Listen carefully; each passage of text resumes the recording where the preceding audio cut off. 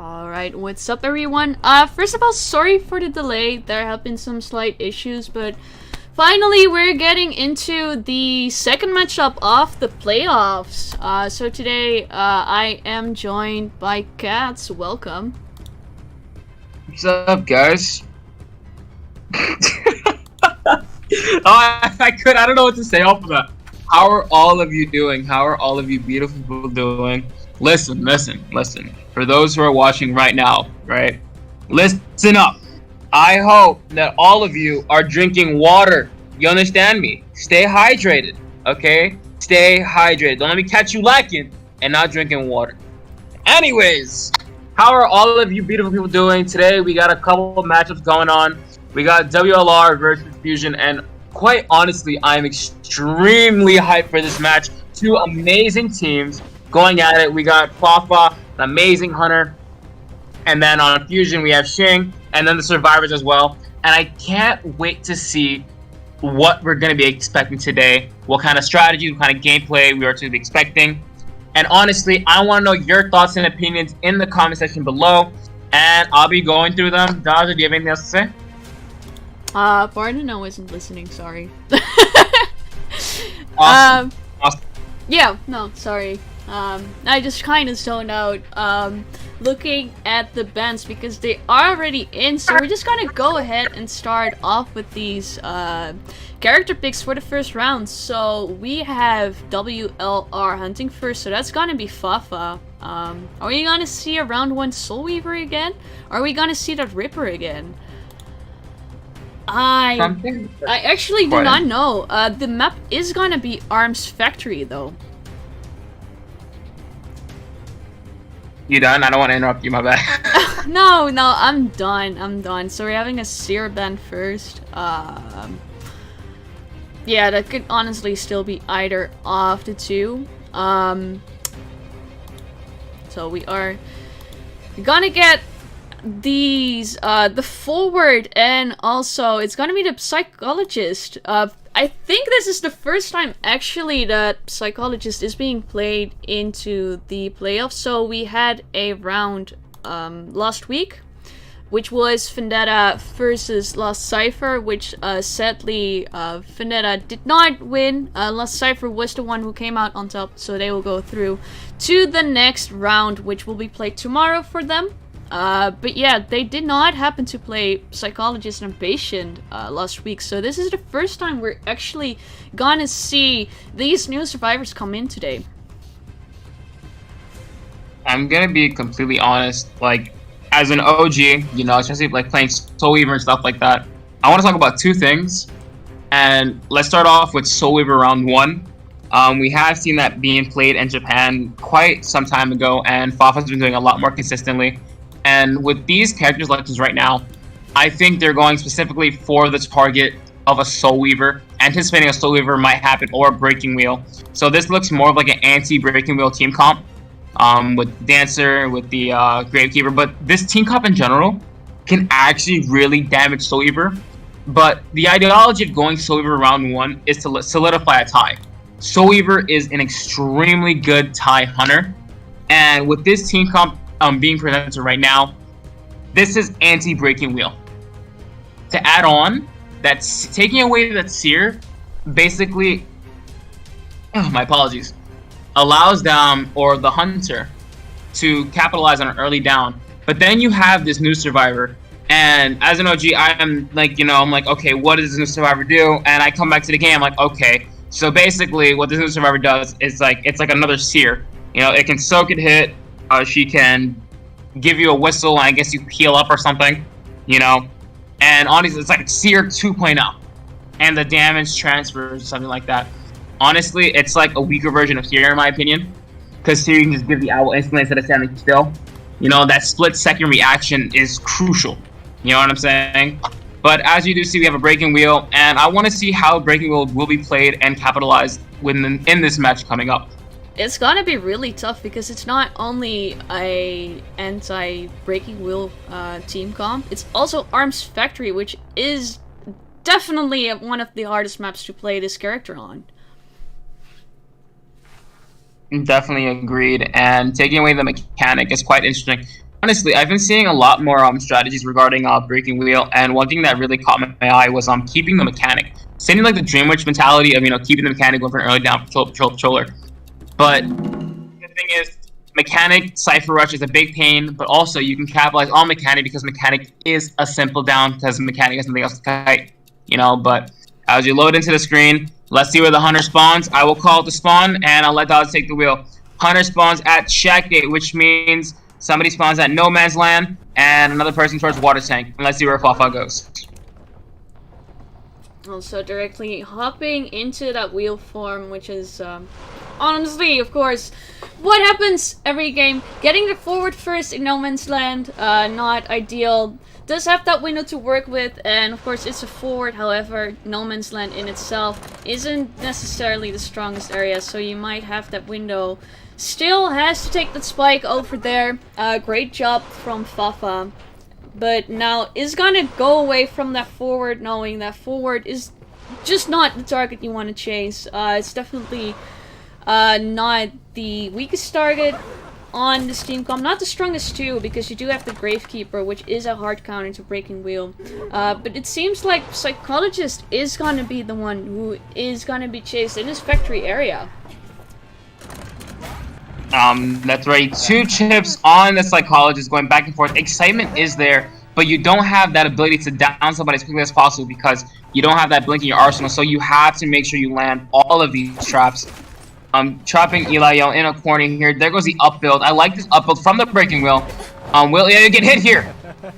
Wow, that's beautiful early down, however, and that's kind of the tricky thing with Psychologists, especially if they have someone who doesn't bring Tide Turner. They can rescue the Psychologist, and that heal will kick in, so that means that she is gonna get that heal right as she comes off chair, and she will be able to take some extra damage. However, of course, Breaking Wheel can counter it with those spikes. If he gets a spike on his Psychologist, he will be able to manage to still get that down on the Psychologist rather quickly.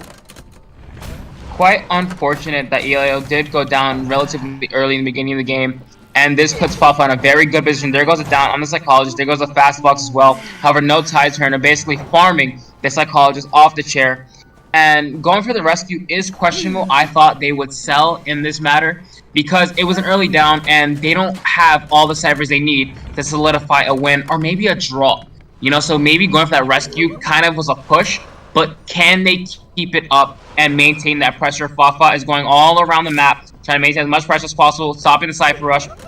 There goes the forward, or maybe the Dancer again for the rescue. There goes 1 chip.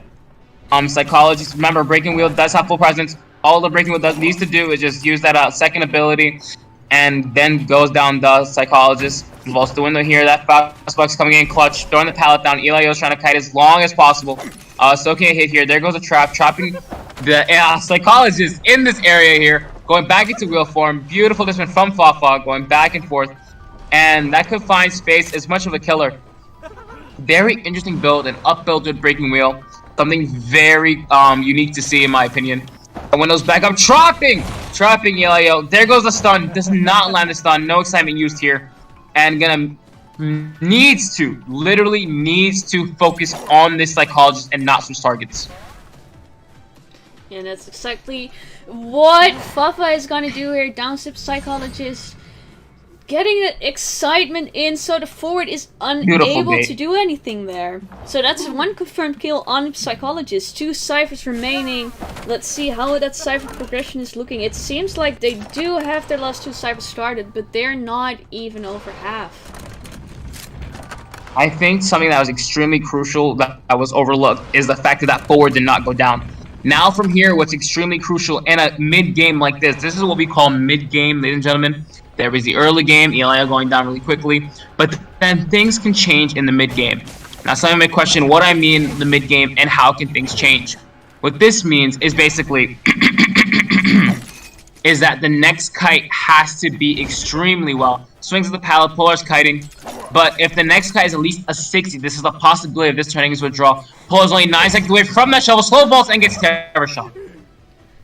Oh So sadly, Gravekeeper was not able to do what needed to happen there. Like you said, that second rebound kite, which needed to be really strong, got hit out of that shuffle.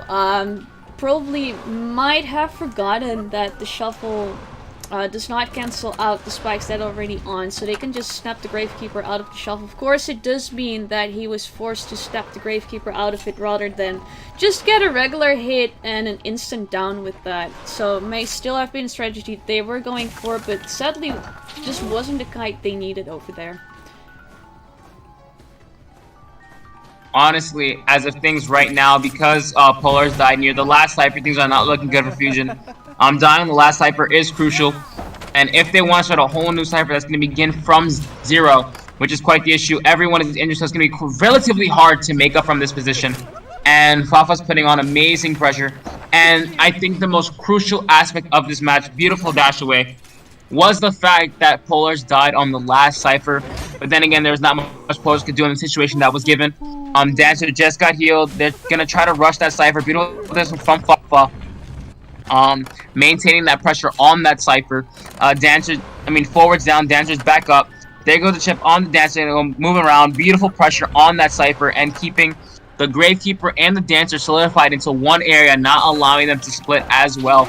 Beautiful this one. There goes the spike. Can he get the chip? There we go. Ooh, beautiful job. Since both the forward and female dancer down, we do know the forward does still have that self-heal available, and so does the female dancer. So there's an opportunity for them, but I'm gonna be honest, this is not looking great for Fusion. This is definitely into Fafa's favor. They have the final Cypher at around 40%. Gravekeeper is the only one who is up. Forward was forced to pick himself up here. But still, everyone is injured, and this is a full presence breaking will we're dealing with. Dancer did not use the self-heal yet. Beautiful this one from Fusion, not allowing teammates to use the self-heal, maintain that pressure all around. However, they need to do a new Cypher, and it's going to be relatively hard. Good decision from Fafa, realizing that people are split across the map. This would be a perfect opportunity to actually put somebody on the chair as of right now. And here's the issue. All of them are injured. Maintain that pressure all around. It's probably going to be that Dancer going to go for the rescue. Fafa switching Cyphers. Beautiful this one from Fafa. Changing targets, realizing the forward, use that self-heal. If Fafa can down this forward, realizing the forward, use that self-heal. Slug down the forward, and then just go back and maintain pressure. That Cypher's barely started. I think Fafa went over to check on the Cypher, and you can listen to the Cypher, right? You can hear the Cypher, and you can tell when it's about, like, about to be popped, because it makes all that static noise. You know what I'm saying? Ooh, beautiful rescue. Does not get the trap here. There goes the hit. Missed the hit here. There goes the fast box. Keeping tabs on Polars. That Cypher is going to be decoded relatively slowly because of forwards decoding. 30% decrease from that forwards decoding. Maintaining that pressure all around. As of right now, they have the Cypher split, so beautiful pressure from Fusion. They're trying to turn the tides around into their favor, and what they're doing is, okay, you want to put the pressure on us, we'll flip the script and we'll do it to you. You think it's funny, you think it's a game, now what we're going to do. Now basically they have two Cypher split. Beautiful decision from Fusion. Now the best option here is to heal forwards away from the Cypher. Forwards going to go back to that Cypher, and Fafa realized, okay, they self-healed. They're going to go back into that corner. As of right now, Fafa should be maintaining that pressure on the forward. Ends up going back to the two Cyphers back there. Realize the forward is going to keep decoding, going right back to the forward. Beautiful decision from Fafa. What will Fafa do in this situation? I know that one Cypher at Sandbag is around like 50. This one's at 70. The best option is to go after that forward right now. Forward does not have any football left in his arsenal. So it seems that the female dancer and the Gravekeeper are healing up right now. Actually, Fusion is having quite a good comeback. They're playing this really patiently. Like you said, what needed to happen was that extra Cypher that is being done here by the forward. Forward sadly going down, but now we have Gravekeeper, female dancer being at full health, and that final Cypher being at around 70%. And of course, they do have the sandbag Cypher too. I think Fafa going after that forward was the best decision Fafa can make, because that forward doesn't have self-heal.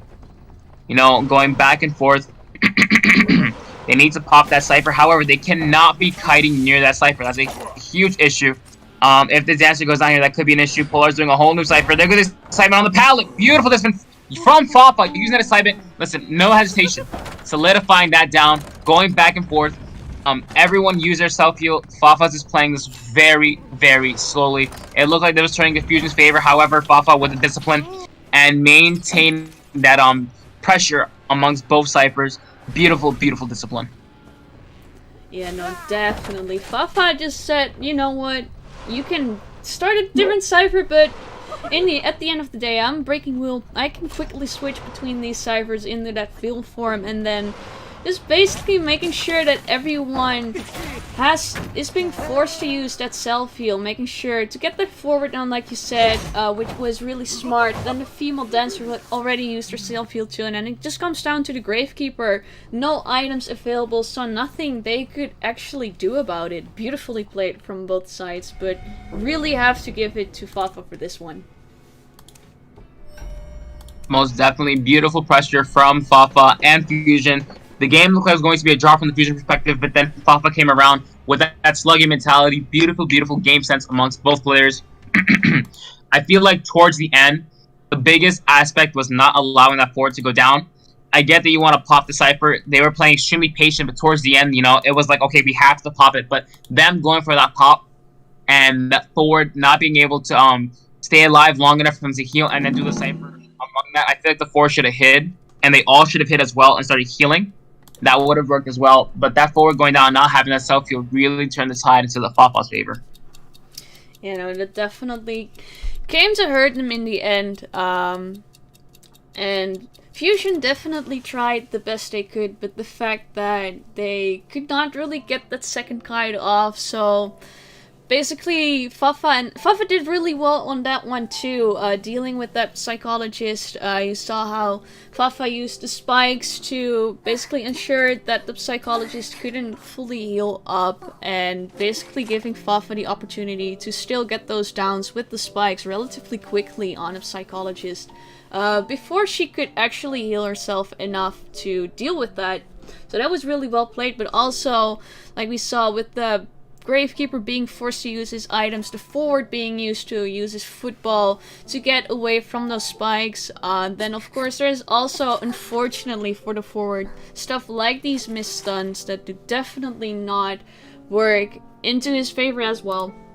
So all in all, Fusion really tried their best, but in the first round, Fafa just really came up on top. And like I said, this map is Arms Factory, so this is one of the hardest maps actually to play Breaking Wheel on. So it's even more impressive, I would say.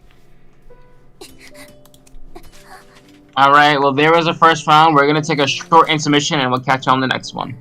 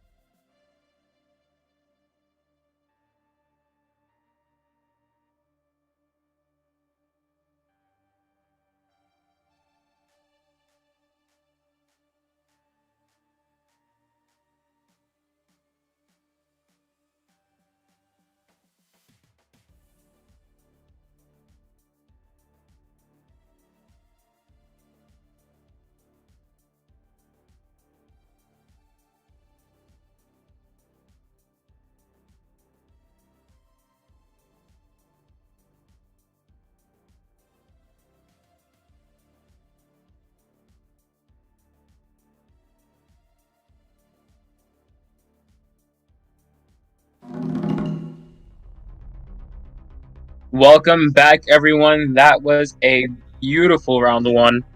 And honestly, the biggest highlight, in my opinion, was that pressure Fafa maintained. And from going cipher to cipher, and especially when the first survivor was on the chair. And when that first survivor was on chair, Fafa went to middle from factory, maintaining that pressure, making sure that cipher was extremely slow. However, Fafa did not allow the survivors to get a free rescue. And I think the biggest aspect was tunneling that first survivor, which was Elio, and constantly maintaining that pressure and make sure going after that original target, then switching on afterward, and then switching playstyles. It went from a tunneling aspect to more of a slugging concept. And I feel like that slugging concept was a beautiful game changer from making sure, okay, if I down this person, they can't self-heal, and I'll make sure I'll use and abuse their self-heal, so when it comes down to later in the game, they're all down and there's nothing they can do. That was the mid-game. Now, as we progress to the later of the end game, right, when that forward went down and can't finish that like 75, 73% cipher, and two people are across the map, even though they're healed, you know, that forward going down on that side of the map, and then there's people on the other side of the map, you know, the biggest concept is you have to keep them alive. You know, even if you're on one side of the map and another person on the side of the map, if that person dies on that side of the map, then one person over there has to go to the other side, but then you're going to get caught lacking in between. You know what I'm saying? So I feel like Fusion had a beautiful mindset and discipline when it came to the mid-game. I do question the early game as if we're going off the rescues, because that down was under 30 seconds. And I feel like they would have been in a much better position if they didn't rescue. Maybe just gave Sinitis as well. Running excitement was very crucial as well. So I feel like that early kite could have been much longer as well. Nevertheless, Fusion coming back towards the mid game, and I feel like throughout that mid game, their communication was at their peak. Now, if we take a look at what happened, it went from a losing game. For example, Polar is going down at container. Double container, and going down towards the last cipher, which is sandbag. And from there, it should have been a solidified 4-man minutes and let's say long ago, you know. However, Fusion took that situation and their communication was at their peak. So kudos to Fusion for taking a bad situation, making the best out of it, and then capitalizing on that situation to the point where a forward got a cipher across the map to 70% with 30% decreased decoding. That is a huge accomplishment, and I feel like that communication was spot on. So kudos to them in that accomplishment. And moving on, we have a I think that's the new survivor. Is that the patient or psychologist? I don't remember. I think it's a psychologist, yeah? That's the psychologist. The patient is the one with the little grapple hook. And as for everyone here right now that's hearing me commentate, for the rest of the games as it progressed, I will be commentating on my own. Daz is not feeling so well, and if you guys can, spam some hearts in the chat. You know, we all love Dazi here. And she's not feeling well, a little overwhelmed, because, you know, a lot of people are doing their own thing, and a lot of people are busy. And Elio, as being the leader of, Fusion, he's playing with his team right now. So a lot of pressure's falling on Daz right now, and I feel like, you know, I felt really bad. It's like, I'll take over, and I don't mind commentating. You know, I love you guys. You know, you love me too. I hope you do. I'm gonna cry. Nah, I'm playing. Anyway, we got a Dream Witch coming up. We have a psychologist, a mechanic, basically a substitute seer, Cipher Rush, the rescue, and then the harassment. And getting rid of that Merc is quite interesting. So you're most likely prone to go for a double hit as a Dream Witch. Like I said, there's a format we follow, right? And I don't know if this still applies to this day. I haven't played in so long. But we had a guideline. All the top teams had a guideline as which we followed. And when you go against a good Dream Witch, if you follow this guideline, there's a high possibility that you will draw or you will win. First, Mechanic's bot doesn't get found. Secondly, Cipher Rush is there, it's prevalent. The Rescuer could not afford to get double hit. If the Rescuer gets double hit, there goes your whole decoding aspect. You know what I'm saying? So getting rid of the Merc, that Dream Witch is hoping to get a double hit. And with this team going early down, very, very wise bans. And we have the hunter spawn in the same location, check gate, which means someone spawned in the middle, one person spawning at no man's land, and going straight to no man's land. Beautiful discipline from this hunter here, going towards 2 spawns, cutting up 2 rotations. Stream's a little bit laggy for me. There goes the first leech. Beautiful discipline on the mechanic, which is quite unfortunate.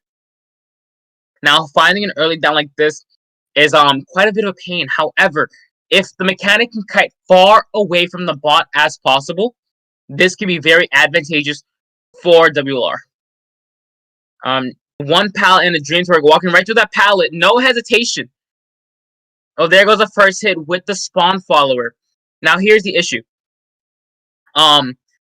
That mechanic cannot afford to go down by the spawn follower again, because having that leech and allowing the Dreamers to re-leech another survivor, what Shing is doing here, getting rid of that Seer, getting rid of that Mercenary, you want leeches all over the map by mid-game. And then bang the Seer, going with the blink option. You're going for an early down. Mechanic realizing, okay, I can't do much in this situation. I'm going to die as far away as possible. Going down by the leech. Very, very good discipline from this mechanic. Allowing that one leech ability to be wasted on the mechanic again. Beautiful discipline from this mechanic. Across the map, bot is decoding that cipher. As of right now, 4 ciphers are being worked on. 4 is across the map, I believe. It's a little glitchy. Nevertheless, Gravekeeper in factory. And just beautiful discipline overall from the mechanic, getting hit by that leech. Very, very important. Not allowing the Dreamers to even use the blink. Even though it was an early down, you basically allowed that Dreamer to use that leech that could have been used on a rescuer later on in the game to maintain pressure. So I feel like the mechanic, like, you know what? I'm not even going to kite. I'm just going to take this down, and I'm done. So, Ford debating on the rescue. Very interesting of what they're going to do here, because that mechanic is across the map, away from everybody. Gravekeeper going for that rescue. Beautiful discipline, hiding away. The mechanic spot is in the progress of decoding that cipher. Like I said, all you got to do as a mechanic, hide that bot and decode as much as possible. Going for an after-half rescue, realizing that kite was not sufficient and long enough. Getting hit out of the shovel here. Blink still available. I think that was Berserker. That was quite an interesting recovery. However, can Gravekeeper get this rescue in time? There goes a blink, and there goes a hit over the window. Dream Witch is maintaining much pressure as possible. However, that was a failed rescue. Now, here's the issue. Can they be able to make a comeback from this? Because now, that mid-game and not going for that rescue is quite a big of an issue, because now somebody's down. Patient. I mean, it's not patient. Psychologist. My apologies. There goes that. There goes the blink. No blink here.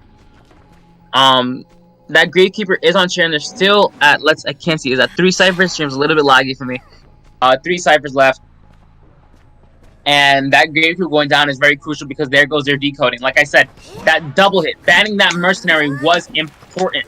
Because they banned that Mercenary, right? Because Dreamers banned that Mercenary, allowing that double hit to progress, and slowing their decoding down even longer. It was very, very important that that Gravekeeper solidified that rescue. However, Gravekeeper could not maintain that rescue, and going down in the situation here. There goes long hit, does not maintain the long hit here.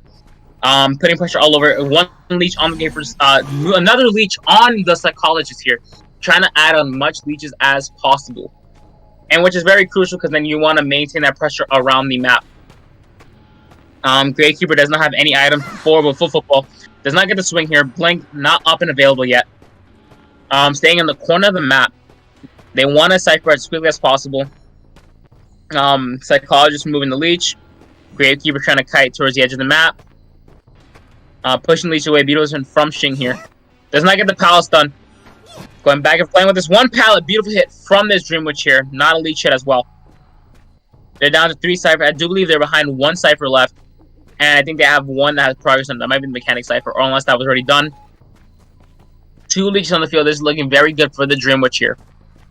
Gravekeeper is down. That leech is going to go onto the Gravekeeper, allowing the spawn follower to maintain distance around the entire map. Forward dashed away. Cannot afford to get hit here. 1 pallet and Dreams work up. Walking right through that pallet. No hesitation. Gets stuck on an object here. Very fortunate for that forward here. However, Psychologist does have a leech. I don't know if Psychologist made it up to 99%. That'd be very, very wise if Psychologist did so. Ford, the only one at full health without a leech, and the one with the most items. No items from the Psychologist or the Gravekeeper. So, this game is single-handedly can be changed by a tide of a forward. Maintaining that pressure, forward going for that rescue. Can the forward allow the Dreamer to hit the chair here? Not going for any risk or procedures. Forward gets the rescue. No stun here. Oh, missed the blink here, and the Cypher's popped. Beautiful pop from WR. Beautiful maintaining that pressure. That blink is gone and wasted. Can they turn this game to their favor? However, there is 2 leeches, and we all know about Shing's endgame. Shing's endgame is amazing. How can Shing capitalize on this endgame here? That gate is being decoded. However, the Psychologist Leech is still near. Psychologist Leech is gone. Just like I said before, having a leech at 99% is extremely important. Gravekeeper's the only one leech forward leech as well. Shing is trying to make it as quickly as possible. There goes Leech as well. Switches! Gets it off in time! Beautiful job! Beautiful job here. Are they going to go for the dungeon play as well? That gate's only at 60%, 70. It is so close. Can they get it in time? It's open! There goes the swing! And there goes the spawn problem. This is looking like a draw. Where is the forward? Can the forward make it in time? The forward's around water tank. There goes the pickup. No stun here. What will the forward do? Must be very vigilant of that blink. It's a very scary situation. There goes the blink as well. And ends up getting the down on the forward here. The stream is extremely laggy for me. But however, this is looking like a possible 3-man for Shing here.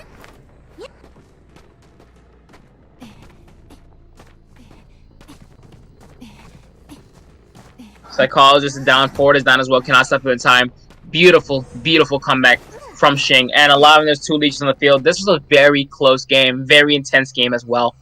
Very, very entertaining. And the pressure was absolutely beautiful from both perspectives. And as we move on to the next round, we're going to take an intermission. And I'll catch you on the next one.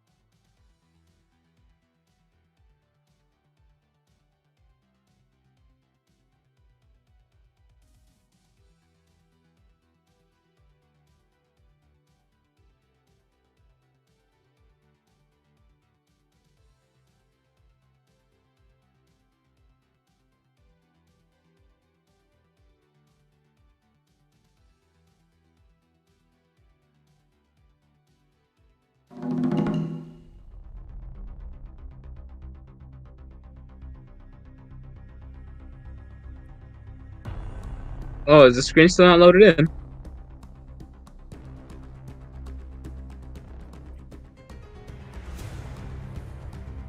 Oh, no, what's up, guys? Oh, I expected, like, to hop into the match, Nah,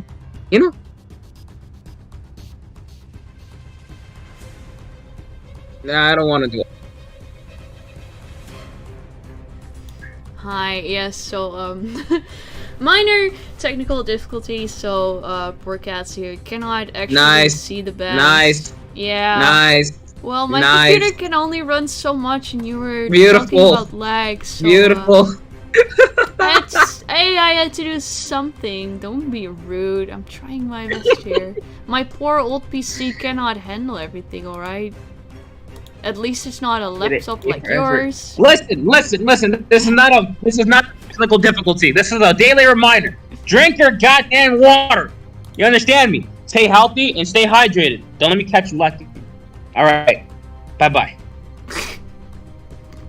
Oh, you're leaving? You're saying bye now? Anyway, so on the bands, we are seeing Seer M Psychologist, so... I can't see anything! No, I told you cannot see anything because you cannot see the screen. Because it's lagging for you. I told you. Then what are we waiting? That's why I unmuted. I told you. Then why did I unmute? What's the point of muting me? I can't. What's the point of commenting if I can't see anything? You can only not see the bands. I told you can read. Oh, we're really arguing on stream now. Are we really arguing? I'm not arguing. I can't see nothing. I'm legally blind. No, I told you cannot see anything because the screen was lagging for you. So I said to you, you cannot see the bands. Alright, I am going to commentate over a blank screen. What's up, everybody? This game is absolutely interesting. As you can see, no hunters maintaining pressure. There are no survivors fighting. This is absolutely intense. Very intense gameplay. You do know we're still in the character selection, right? That's what I told you. Like, we are selecting the characters, so like, Forward and Mercenary got picked.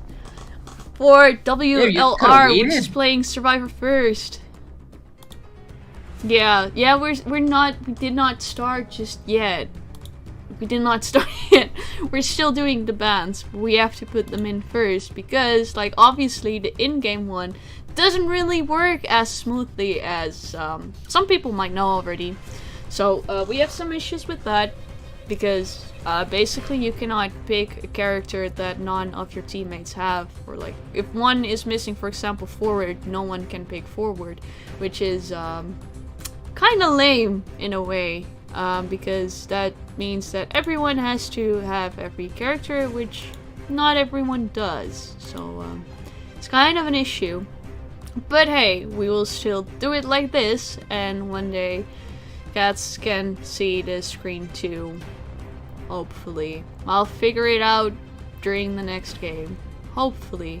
But we're gonna see Painter.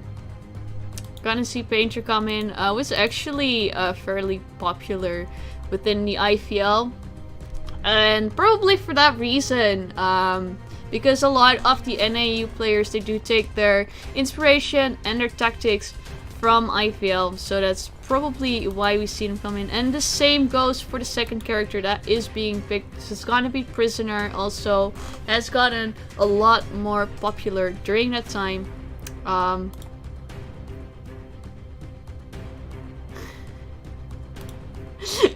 still you don't can't have to see DM anything. me about it. I You're know. expecting me to see something. I can't physically see anything. I know you cannot. Alright, wait, let me try and fix it like this. Then you can see it for now. And then we'll fix it right after again. But you'll have to. I'll let you compensate. Like I actually can't see anything. This is funny. Because the game did not start yet. Here. Here's the start? character selection. There you go. There you go. There we go. I don't know why we started to begin with it. Anyway, we have forward, a mercenary, a painter, and a prisoner. And as we can see, we have a seer band, we have a psychologist band, and we have a mechanic, and we got a dream witch band. And what is this, Lakeside? I see a bunch of ships, so I'm going to assume this is Lakeside. Next time I say something dumb like it's moonlit, and then like there's no horse to carousel. But a very rescue heavy team. Decoding relatively slow. You have that painter for the kiting aspect, and you have the prisoner for the cypher rush. However, I like the bands that I see here. Seer, psychologist, very interesting because like they kind of go hand in hand. But I feel like that Seer owl is much more versatile. You can pop that Seer owl whenever you want, and then transferring damage can be a pain. And I feel like with Seer you can build up owls as well. Mechanic for the cypher rush, getting rid of that dream witch to maintain that pressure. So we may see a sculptor or a breaking wheel here. However, I want to see what the fours are being capable of doing. Painter being chosen for the kiting aspect, and prisoner for the decoding. Like I said, splitting the ciphers towards the end game. I feel like prisoner is extremely strong when it comes towards that mid-game, end-game situations where you want to split that cipher. For example, how fusion split the ciphers. You know, like let's say you put a connection and you're forcing the hunter to break the connection. That's right, 2 seconds. That's 2 seconds of you staying alive. You know what I'm saying? As we see here, we have a sculptor being chosen. And as of right now, the biggest concept when you're going to the sculptor is you don't feed it. You don't feed a sculptor. You know what I'm saying? You feed a sculptor, it's going to bite back. You know what I'm saying? Don't bite the hand to feed you. You know, I don't think that sentence or phrase goes along with what's IDV. It's not real life. Anyway, sculptor being chosen here, you don't feed a sculptor. You don't give a sculptor full present. Not it. It's not it. Because sculptor with full presence is extremely dangerous. And I feel like kiting a sculptor with no presence is much easier than one with a target stats, because like once you have to do is just mix, boom, flash, already chip. With the potential of no full presence, there's a possibility you may be able to dodge it. However, choices are solidified. Who will the sculptor go after first, and what build will we see? Regarding the character selections, you have 2 rescuers, 2 kiters. I'm anticipating we're going to see a teleport. Normally, and I follow this rule, if there's 3 rescuers or 3 kiters, usually you would run blink to solidify the down. But having 2 rescuers in the field, I do believe we may see a teleport here. Teleport will be very interesting to see as well as you get into the game.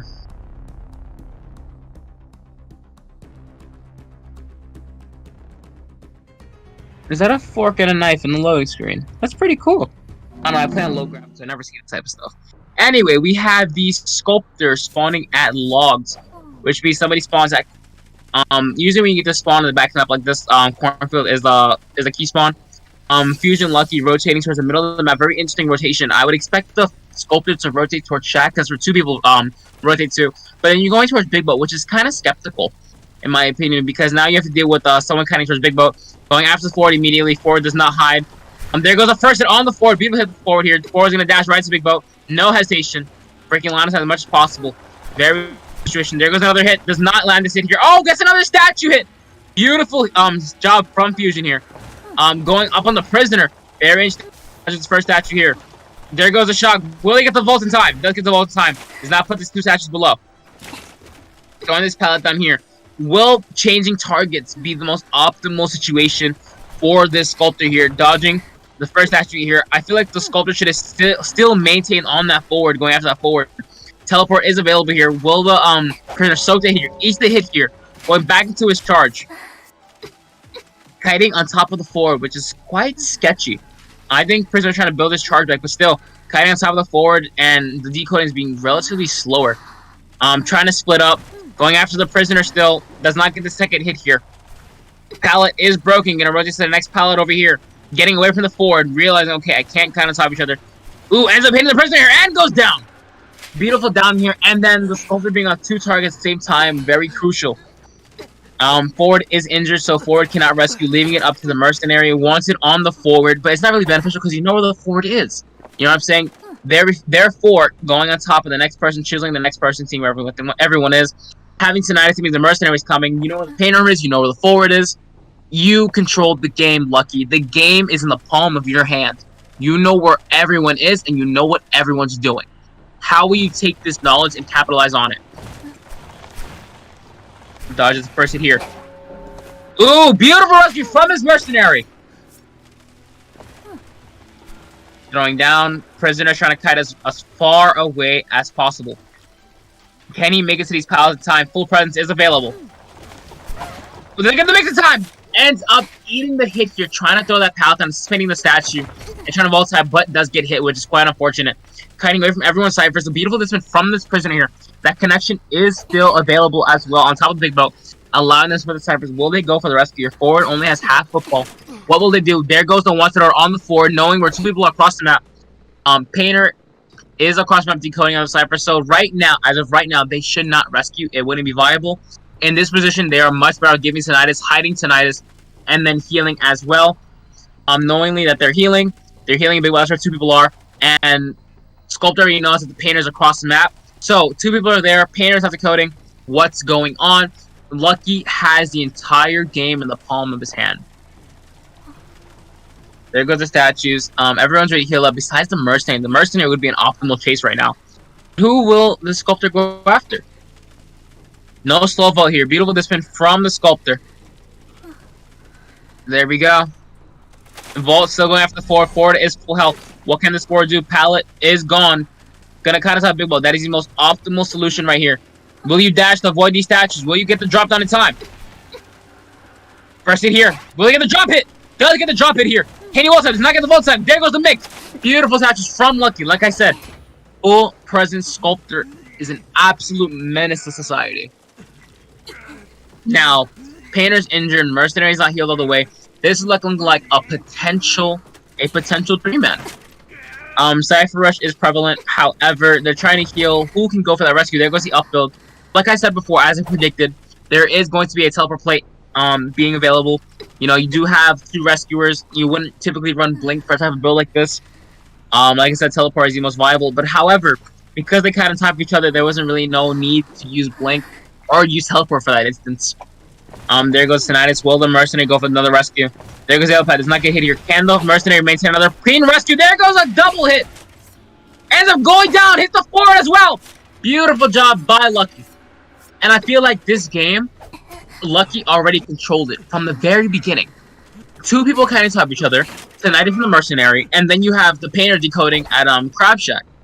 Lucky read the game from the beginning and knew where everyone was. That is what you call map control. And Lucky literally demonstrated a beautiful example of controlling the game. Very well played. Going for the 4-man here, possibly. 2 ciphers remaining. Can they pop the Cypher in time? Mercenary does have self heal in his back pocket. Painter does have 2 paintings. There goes the mix. Knowingly, when you're within the tinnitus range of 36 meters, those statues do mix, revealing your location. Mercenary is self-healed. Can they get this cipher done in time? So there's a potential of them actually getting a 1-man escape. But then again, Lucky does have that teleport in his back pocket, so at any time they can still go for that teleport on the mercenary. There goes the mix. Beautiful kiting from this painter here. That's the Volta pallet. Beautiful mind game. Missed the swing here. Abusing these 2 pallets at this type of scenario right now. There goes the hit. Can he get the swing? Right through the pallet. Beautiful job. Looking at the ciphers. Mercenaries decoding. Then the beautiful this one teleporting to the next cipher over here. The cipher doesn't sound worked on. Chiseling to the next one. Beautiful this one from Lucky here. Hiding, going through chests. I think they're trying to go for that 1-man. However, they still have 2 ciphers remaining, so allowing that some pressure, Lucky will not allow them to do those 2 ciphers. This is looking like a 4K. Mercenary alternating between 2 elbow pads. Painter does not use. Painter did not use self heal yet. Nor paintings. Does not go for a self heal. Beautiful. Just been going back to the painter. Mercenary still needs to code those last 2 ciphers. Painter is drawing here. The most optimal place to kite in a situation like this, especially with Sculptor with full presence, is Big Bow. You need to get to Big Bow. It is so important that you get to Big Bow here. The best situation is probably like put a painting at that pallet and then just run immediately to Big Boat. Because then you're in a situation here like this, and there's not many places where you can kite. There goes the painting. Yeah, I feel like in this scenario, you would have been much better off throwing that pallet. I mean, like you throw the pallet, but you put the painting first, and you lure them into the pallet. Beautiful hit here from this sculptor. Gets to drop it. Beautiful drop it. Self-heal is not available for this painter. Well, there goes the pocket from the mercenary. Does have the item available. However, it does not matter. There are 1 cipher left. That cipher is popped. Painter did use self-heal. As of right now, it is up to the mercenary to clutch or kick. This is looking like more like a 4K. Beautiful distance from Lucky, as I said before. Controlling the palm of the game from the very beginning. You know, knowing where everyone was and having beautiful discipline of map control. There goes the L pad. 1 more L pad remaining. Full presence statues are in effect. Beautiful mix here, and there goes the down. GG's. Beautiful 4K from Fusion Lucky as you progress into the next round. Very, very good discipline from Fusion Lucky here, and a very good example of map control. Hope you all enjoyed. We're going to take an intermission, and I'll catch you on the next one. Thank you.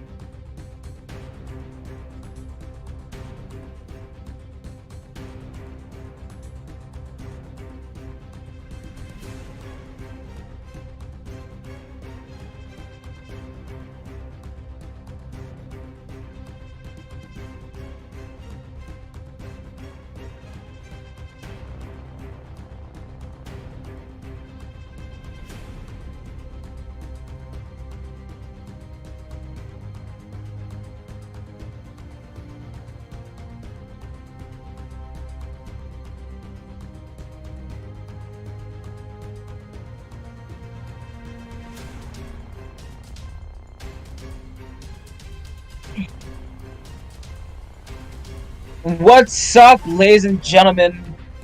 My name is Katz 007, and I hope all of you beautiful people are doing fantastic. So what I'm gonna do is, before we start talking about the game, I'll talk about the game when it starts, right? But ICL isn't ICL without all of you. And I think you all know that. So, I'm just curious as to how are you all doing? How was your day? What are you guys up to? Anything special happen? That's all. And then we'll proceed into the game, and then we can all be nerds. Nevertheless, as you guys type it out, as we can see from so forth, we have a entomologist, a mercenary, a mechanic, and a forward. And we're going to see Fafa's infamous Soul Weaver round 2. And I can't wait to see Soul Weaver because I hold Mama Weaver near and dear to my heart. And we see the seer, we see the psychologist band, and the prisoner band. Prisoner band with Soul Weaver. I'm actually really interested as to why we see a prisoner band with Soul Weaver. I've never seen anything like that, and I'm actually curious. Like, how would this, like, you know, be beneficial towards the game? Maybe because of the cipher pressure. We have the Soul Weaver spawning in cornfield, which means somebody spawns near that pallet all the way at Krebschik. Beautiful rotation, ends up going after the entomologist here. Entomologist rotates towards middle. No counter rotations from this entomologist. Going straight towards middle. Beautiful rotation. Maybe not going towards big boat. Is Fafa gonna go towards big boat? Very interesting play. Does not see any of the shadows in the distance. Has visual, but does not go after. I feel like Fafa should have went towards the middle, counteracting 2 different spawns. Now, when you go after one spawn on big boat, that means you're going after one person. If you didn't see any blood trails from the distance from where you were before, if you're at Crab Shack and you didn't see any blood trails towards what do you call it? Towards big boat, that means they didn't go. They probably went towards middle, and you will switch up. As of right now, teleport is active. Stores that quench thirst in a couple of minutes. Well, sorry, a couple seconds. My apologies. There goes that quenching. Visual on the forward. Visual on everything else. Beautiful rotation going after the entomologist into the bees. Going after the next person here, that looks like the mechanic. That rotation should have been on the mechanic. That teleport should have been on the mechanic to begin with, but then teleporting to the entomologist, quite interesting. There goes the web setup. There goes the fast breaking speed. 1, 2. There's no third. There's no third. Can't chain it properly. Still 70 threads in Fafa's position. However, this side push is looking not too bad. Maintain the distance. If you're going so, we just throw every pal you see. There goes another web. Web right here, and there should be a hit right here. Beautiful job from Fafa. Thread. We're using the same webs. Beautiful discipline. Thread. Another thread. Absolute monster going back and forth. Beautiful red light from here.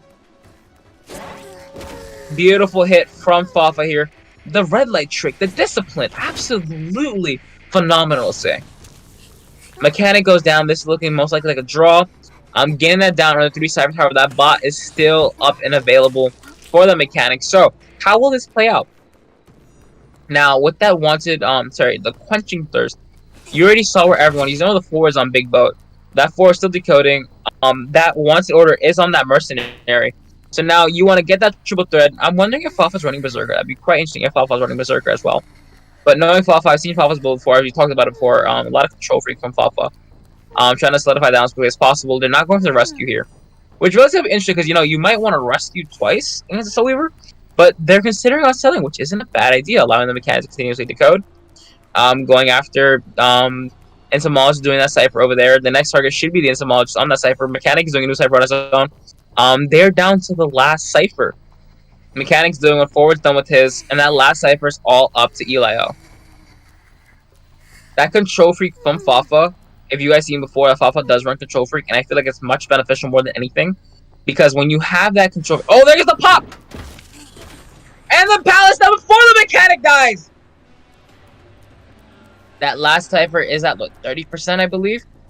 However, that cipher couldn't pop him. I feel like that Fafa should have done this. Beautiful split pressure here. I go for the rescue as well, but Fafa should have teleported to the cipher. Should have waited at least and then looked around for the ciphers, you know.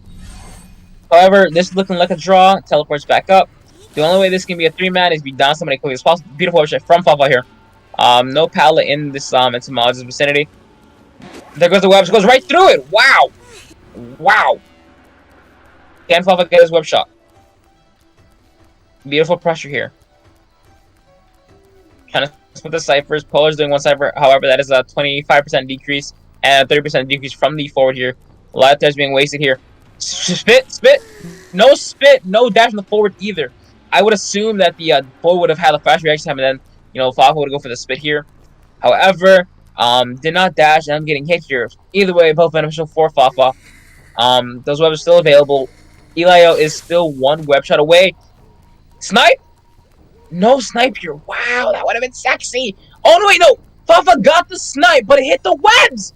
Wow, that's disgusting. Golly, that was disgusting.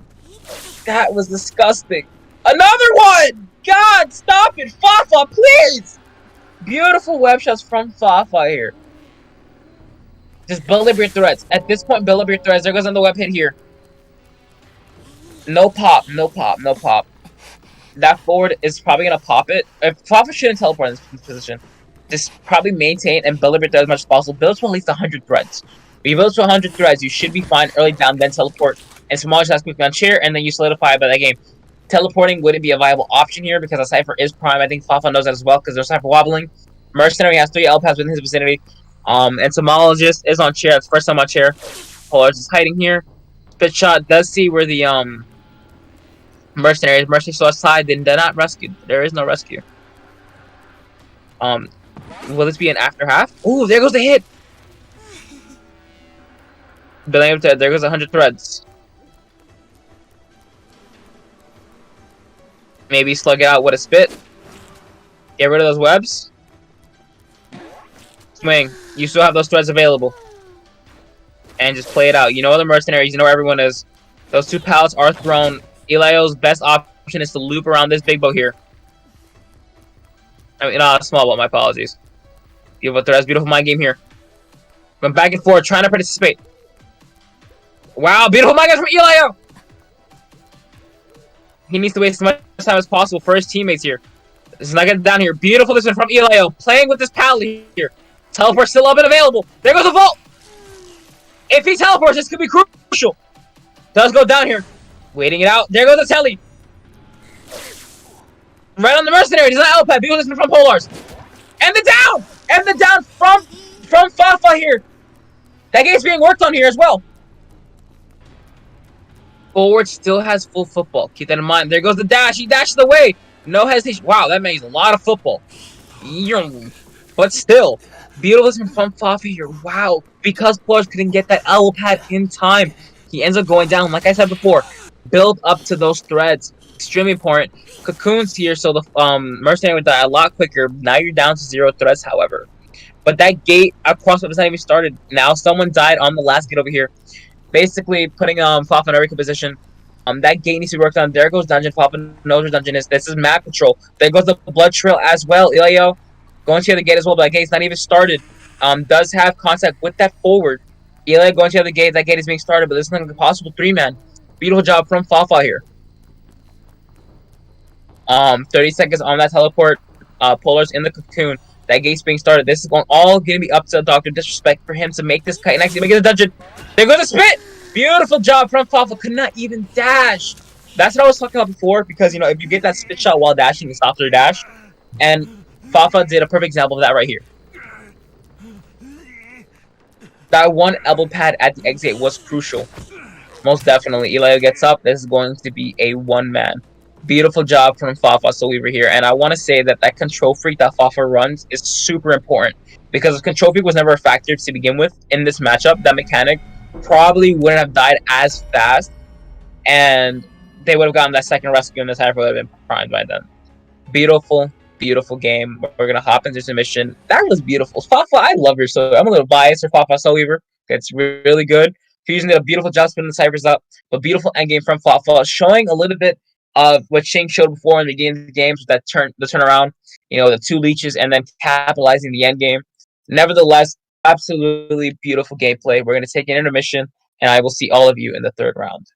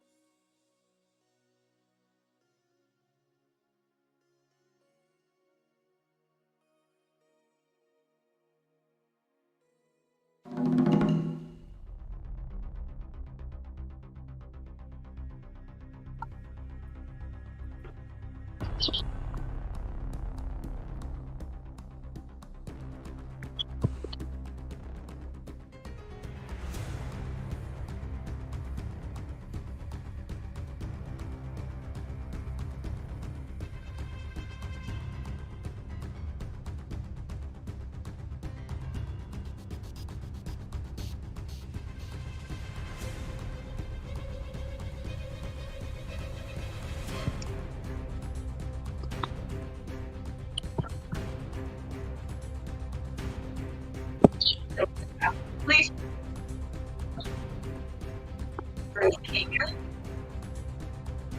So, first of all, here the end psychologist. Second, sure. Some are good.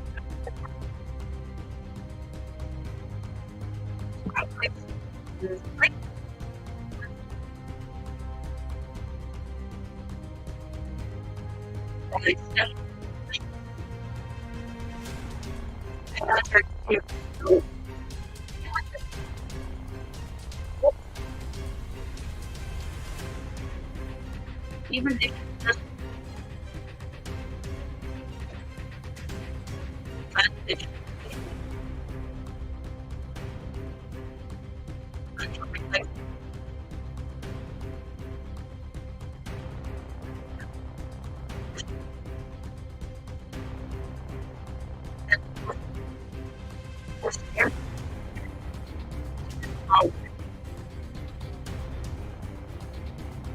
It's just a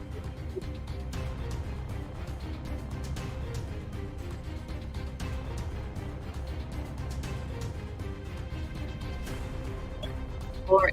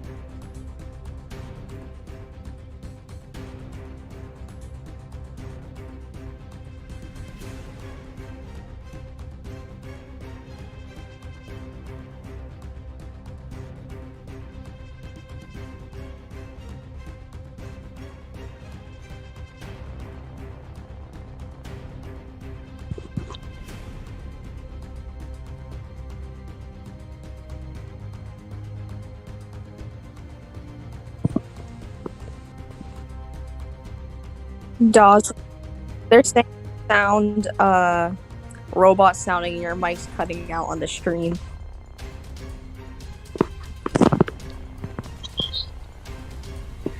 Rar.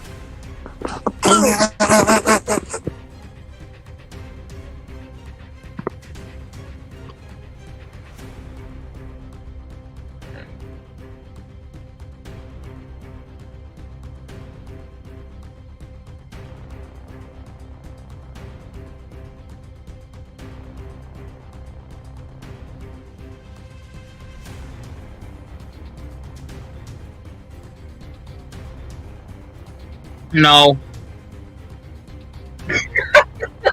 What's up, everybody? Alright! I'm back! I went to go dump my food in the sink, and I ended up, like... So, while I was dumping the food in the garbage, like, all the rice fell on the floor, 'cause I wasn't paying attention, 'cause I was scooping up the bowl with the fork, and then, like, it fell on my foot, and I was like, I gotta get all this shit up now. Anyways, I'm back. Finished my 6th meal of the day. I'm energized. We got Ripper. We got dang, they got rid of Fafa Soul Weaver, the breaking wheel. That Soul Weaver was a menace to society. I'm not gonna lie to you. We have a Seer band. We have an Ento band. We have a Psychologist band. And we have a Painter band. So I like these bands. Preach the Big Counter Ripper. Forward, not so much to an extent. Mechanic for the Cypher Rush and Mercenary. So this is looking like an anti-Ripper team comp, as we can see here. So this is looking like an old school meta. This is legit the old school meta. And we're seeing it in round 3. And right here, this is going to be a very good example of prevalent Cypher Rush. And the best way for how Fafa can capitalize off this early game is getting an early down as quickly as possible. That is the best scenario for the Ripper, and getting a double hit on that Mercenary and the forward. As for the trait, I'm expecting a teleport from the Ripper. Seeing Excitement is going to be quite questionable because you are faster than the Survivor, especially even if the 4 uses half the full, you can catch it relatively quickly. You know, we're going to hop into it in a bit. Screens just switched for a little bit, I don't know why, but nevertheless, I can't wait for this game and what's going to come out, and the outcome of seeing Ripper is non-meta. As we hop into it, we have the Ripper spawning all the way at Island. We have someone spawning towards Corner House. One person going towards the Graveyard. We have the Ripper with the Blankie. You know, that's kind of hard. Alright, we have the Mechanic spawning at Corner House, which is very good. We have the Priest going towards Graveyard. Counter rotation, looking, watching. There goes a bunch of, not seeing the Blood Trails here. Blood Trails to the right. Going after the Mercenary, going straight to Graveyard. Beautiful communication from Fusion here. Palace set up as well, very interesting. Breaks none of these palaces here. Priest does have 2 portals in the Priest's vicinity. Beautiful portal from Joggy here. Peepers and status teleport, very interesting as well. There goes the tram, up and available. Will the Ripper bring Confine? No Confine, so probably an up build. I think Joggy on the tram here. And the tram is gone. Maybe put a Peeper down here. Here's the decode. Peeper, at least no Peeper to still on decoding. Quite interesting. There goes the Fog Blade. Dodge the Fog Blade here. That was relatively close. Oh, sees the Mechanic in the distance. Wow. Beautiful distance from Fafa here, going towards the corner. Throwing the pallet down, trying to maintain as much as possible. No Peeper here. Goes right through the wall. I didn't know you could do that. Through, behind the little pole. That's pretty cool. Basement is here and available. Staying in the corner. Like I said, how I described everything before, everything is like a square. You stay in one of those corners, and you do as best possible to stay in those corners. Well, we see a Fog Blade here. He's a regular here, but Mechanic should stay in one area with one pallet. This is not optimal and not a very good position as well. Does know where the bot is. Will Ripper get hit by the tram here? And they both get hit by the tram. They both eat the tram of justice. Will the 4 go for a stun? 4 should go for a stun right now. Right now. Do it. Get on the tram. Wow, that's lucky. Wow, and you Fog Blade do that? I did not know that. I didn't think you thought that's pretty cool. But wow. I thought this would be like a big change of events. You know, the Mechanic gets on the tram, you're gone. And that would have been awesome if the 4 would have went for that stun. They're all gone, and that would have been perfect. Maybe going for an early rescue here. Fog Blade comes back in a second. Beautiful job now hugging there. Dashed out of the way a little bit late, but the Ripper ended up missing the blades here. Low Berserker from this Ripper. Dude, trying to hit this 4 here. Does he dash? Uses his football to get away. Beautiful discipline from stopping with the dash. Probably going to go for a long here or the Fog Blade. Beautiful Fog Blade. Pay attention to his timing. Fafa has not put any Peepers on the Ciphers, which is quite questionable because, you know, you don't want to use the Peepers for only just chasing, but for the aspect of slowing down the decode as well. Big issue here. Mechanic died on top of the forward Cypher. Although the Mechanic died away from the original Cypher where they were decoding with the bot, dying on top of the last Cypher where the forward is, that's pretty much a big issue. You know, that forward cannot afford to go down, and that Cypher cannot be worked on. There goes the Priestess Portal. Breaking these powers relatively slow, so I'm assuming this is going to be a trump card build. And possibly the tension as well, because there's no up build. No instance as well, so it's probably the tension and trump card. Will they go for the rescue? Wow, I think they're considering selling, which isn't a bad option. 3 Cyphers remaining. This is a very good call from Fusion here. Wants it on that Mercenary. Priestess Portal in play. Almost up to 3 Peepers. Not optimal here. Or it does get healed. Will the 4 dash? Does not able to hit the forward. He's not able to hit the forward here. You might as well just hit the portal. Yeah. There goes the portal here. Joggy is kiting near one of the last Cyphers. Oh, there goes the portal! Will the portal back get the Palsum? Does not get the Palsum here. Maintain as much distance as possible. Does see the Priestess in the distance. Joggy not paying attention to the red light. Portal as well. No portal. There goes the down with the fog blades. Last two ciphers are quiet and relatively near each other. That cipher should be done in a bit. Graveyard is one of the last ciphers maintained as much as possible. Fusion Elio has not used his attachment yet. Still up and available. Will he go for the rescue here? Beautiful discipline, camping as much as possible. Using the bot as well. Forward picking up the bot. Very good discipline as well. Beautiful fog blade from this Ripper here. Solidifies a double hit. This is very crucial. Trying to use that bot, trying to get to the cipher. However, how much is that cipher? Very important information here. Cipher's at 84%. Going back towards the cipher. Can the bot finish that cipher? Picking up the bot. Was it the best play? And he pops the cipher with the bot. Wow. Beautiful job by Dr. Disrespect. That clutched the game. Ooh, there goes Joggy. Ooh, get the fog blade here. Teleport was used. I think that was the highlight. Picking up that bot was an extreme highlight. Beautiful job from Dr. Disrespect here. That portal is available. He's going for dungeon. Can they make it out in time? That gate is just started, however. If he can get to another portal and just dodges one Foggy Blade, cannot dodge it. He ends up going down here. This is a draw. This is most definitely a draw. Beautiful job from Fafa. And picking up that bot was such a clutch play, honestly. If that bot was never picked up, they would have to do it, and then if they were supposed to do that cipher and then someone's at chair over there, Fafa can just maintain that pressure like we've seen throughout the entirety of these rounds. Beautiful job from Fusion and Fafa. As we have a draw, we're going to move on to the next round where we see Fusion Hunting versus WLR Survivors. We're going to take an intermission, and thank you all for being with us. Take care.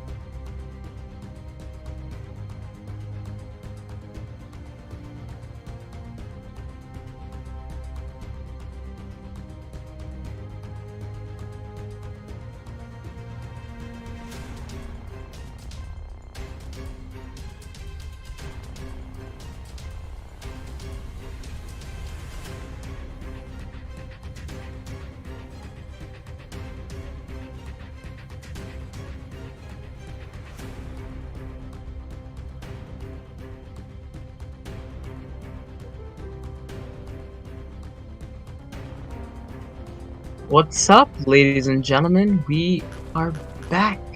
And honestly, I choose to like speak at a certain time because I don't want to wait forever. As they just pick the selections, then they want to play hot potato with what they want to play. So as we can see, we have a mercenary, we have a prisoner, a perfumer, and a sculptor getting rid of Shing's Dream Witch, and I think they got rid of Sculptor as well, but I think Sculptor was chosen. I don't know why Sculptor's chosen. Anyway, we have a Seer band, a Mechanic band, a 4 band, and a Grieve Keeper band. So this is looking like more of like wheel bands, in my opinion. Getting rid of Gravekeeper as well. Very interesting play as well. Yeah, as I anticipated, you know, you want to get rid of that Gravekeeper, because as soon as Gravekeeper gets in that dang shovel, you know how much of a pain that how do you say Gravekeeper can be against a wheel, see in wheel form. And wheel is predominantly pretty strong against this team comp, against a prisoner, against a priestess. Perfumers are a relatively good counter to wheel. Sorry, I'm just like repositioning myself in bed, getting comfy. Nevertheless, and mercenary for the rescue. Very good discipline, very good comp, and I want to see their mindset and game sense as we move on to the next round and how this wheel will play out. As we saw in the last match, was a draw, so let's hope that, you know, that this hunter can pull out a 3K or a 4K or possibly a draw, even it out, and then move on to another round, I believe. As for points, I'm not sure if they're tied. I'm not keeping track. Daza can probably answer for me when she has the chance. But as we progress, you know, we have a wheel, and let's see where the wheel spawns, and let's see which spawn he will take to his advantage. Also, the points are tied currently. Currently, the points are tied. Fusion Lucky playing wheel here. Very interesting play. There goes the wheel, hiding. There goes the priestess. Will he get a chip it on the priestess? There's one chip it onto the priestess. Needs one more. 5-second intervals. Does not go back to the window. Does not get a hit on the priestess here. Falls to the window. Beautiful mind games here. Beautiful mind games from this priest here. Fusion Lucky going around in circles. Beautiful controls! And ends up getting a hit on the priestess. There goes the first trap. Oh, priestess portals into the trap. Can't go into the portal in time. Mind games here. Wow, beautiful discipline. Ends up, the priestess ended up mind gaming herself. Beautiful job from this wheel here. Getting an early down as quickly as possible. And now, on top of a cipher as well, which is quite sketchy. Wants it out on the mercenary. This is what you want. This is quite a lucky early game. Did you get the pun? Lucky. No. Stop it, Katz. Stop it. Uninstall, please. Anyway. Beautiful job getting a chip on the mercenary. There goes the one sword. Going back to the mercenary as he removes the spikes. Will they give a free rescue here? Does not hit the mercenary. There goes a free rescue. He needs to go back to that priestess. He cannot afford to lose that priestess. When you're playing wheel, it's very hard to switch targets back and forth. Where did that priest go? There goes the portal. He turns around. He sees the portal. Goes through the portal. Where is that priestess? Oh, ends up dodging. Portal through.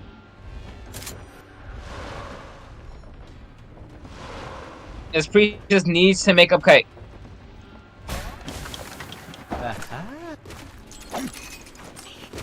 There goes the trap as well, and the blink! Beautiful blink from Lucky here. Wow, that's an option now. Hunter used blink. That is a very dope option. I did not know that was there. Good job switching back to the priestess, but however, that was very, very scary, because if he would have lost that priestess, that would have been his early game.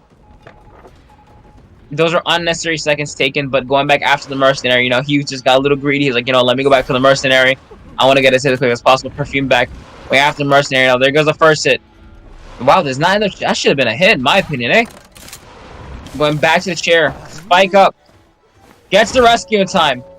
Does not double hit the mercenary. That's a single hit onto the mercenary. Probably going to go back into wheel form. Going after that priestess here. Priestess has one portal in the dream. When you're playing priestess, you need like those little awkward portals that can really help you. Good controls from Fusion Lucky here. I'm very impressed by his controls.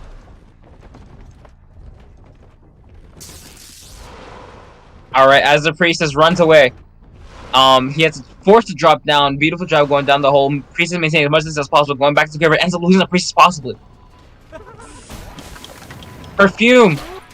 Perfume's back, and there's a spike, and there's a hit. He's forced to target. This can be very skeptical. What this priestess needs to do is just stay in the back of the map and global portal. Did he see that Cypher shaking? He knows too much! No, goes back. Wow. I'm on the edge of my seat for this one. They're trying to heal up. What can they do in this scenario? Double hit. Both don't get hit from the second ability. There goes the global portal as well. It was a very good call going to that global portal as I anticipated before.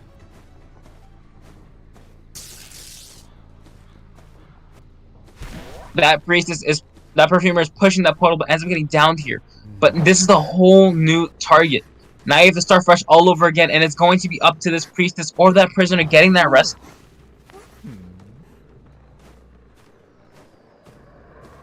Remember, priestess is dead on chair, going back to the portal, not willing to risk it.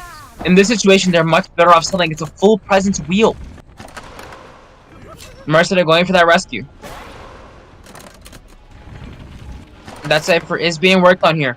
Beautiful controls from Lucky. Doesn't vote the window here. Beautiful controls from Lucky. There goes the hit on the prisoner. Switching targets. This is changing his playstyle entirely. Very interesting. He goes the trap as well. He goes down, dying type of the Cypher. Very interesting outcome. That prisoner connection's still there though. And they're healing as well.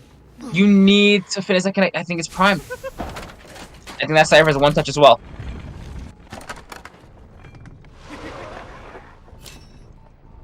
Oh, it sounds very close. Two Cyphers are very close. If he can down this priestess, that would be huge. Ooh, trying to get that second out of the priestess! Blink! No, it's a trap! Cypher's at only 50%. Priestess going relatively down. There goes the first down. Beautiful job switching targets. Beautiful discipline from this team, splitting the Cyphers. Very good game sense from Lucky here. And discipline from WLR. Very intense game here. Going back to the next Cypher, splitting the pressure on both Cyphers. That Perfumer is already on share once. There goes the first on the Perfumer. That connection's about to pop. Can they pop that Cypher in time? In this instance, they're much better to go for the pop. Beautiful pop from this team here. No detention, however, Blink is still in his arsenal to go for that draw. There goes the trap as well. And the trap did not go away in time. They're doing that gate only at 3%. Will he switch targets? And the switching targets going down. Blood Trail going towards the exit gate here, onto the Mercenary. There goes the hit as well. Was this switch advantageous? As for an unfortunate mid-game, the early game was quite good. Beautiful hit on the Mercenary here. The early game was phenomenal. The mid-game was quite sketchy, but then the pure pressure from Fusion Lucky here, maintaining as much pressure as possible and changing targets back and forth, then going back to the original target was absolutely amazing. Beautiful game sense as we foresaw here from Fusion Lucky. Switching back to Peepers, he's probably going to want to put a Peeper here, then switch back. Wasting no time going over to the next gate. Can he make it over there in time? Wheel is zooming! Ooh, hit on the prisoner here. Gets trapped here. Uh-oh. This is looking like a very skeptical endgame. Doesn't Peeper. He ends up getting leaf here. Can the Perfumer make it to the gate in time? I think this is the draw. Absolutely beautiful gameplay from Fusion Lucky and WLR here, solidifying in another draw. And the Perfumer makes it out of the exit gate. Beautiful game, indeed. Wow. Losing that Priestess was crucial mid-game. The early game was phenomenal, as I stated before, and the end game, beautiful pressure overall. Nevertheless, we're going to take an intermission. Thank you all for watching. I just want to quickly say one thing before heading into this intermission, since this match resulted in a draw, and like we know, the match was completely tight before this, so this means that we will have to go into a fourth round to... Yay!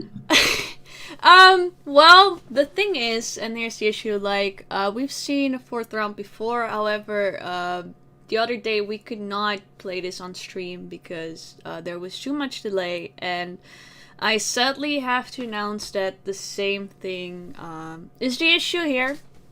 We sadly do not have the time to play this 4th round on stream, so this will be played off stream as well. We will definitely upload this later once again, but we are going to head into the second matchup, which will be Legacy versus Team Tickle, and this match will be decided off stream, so please make sure to keep an eye on the ICL channel because we will post this matchup later. Our apologies for the inconvenience.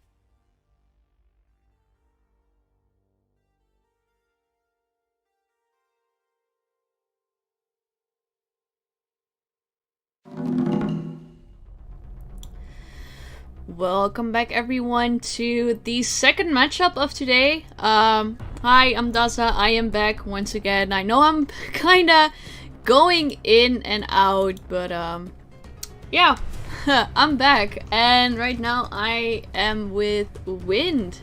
Welcome. Oh, Alright. here to talk. It's great to have you back. Thanks for coming in.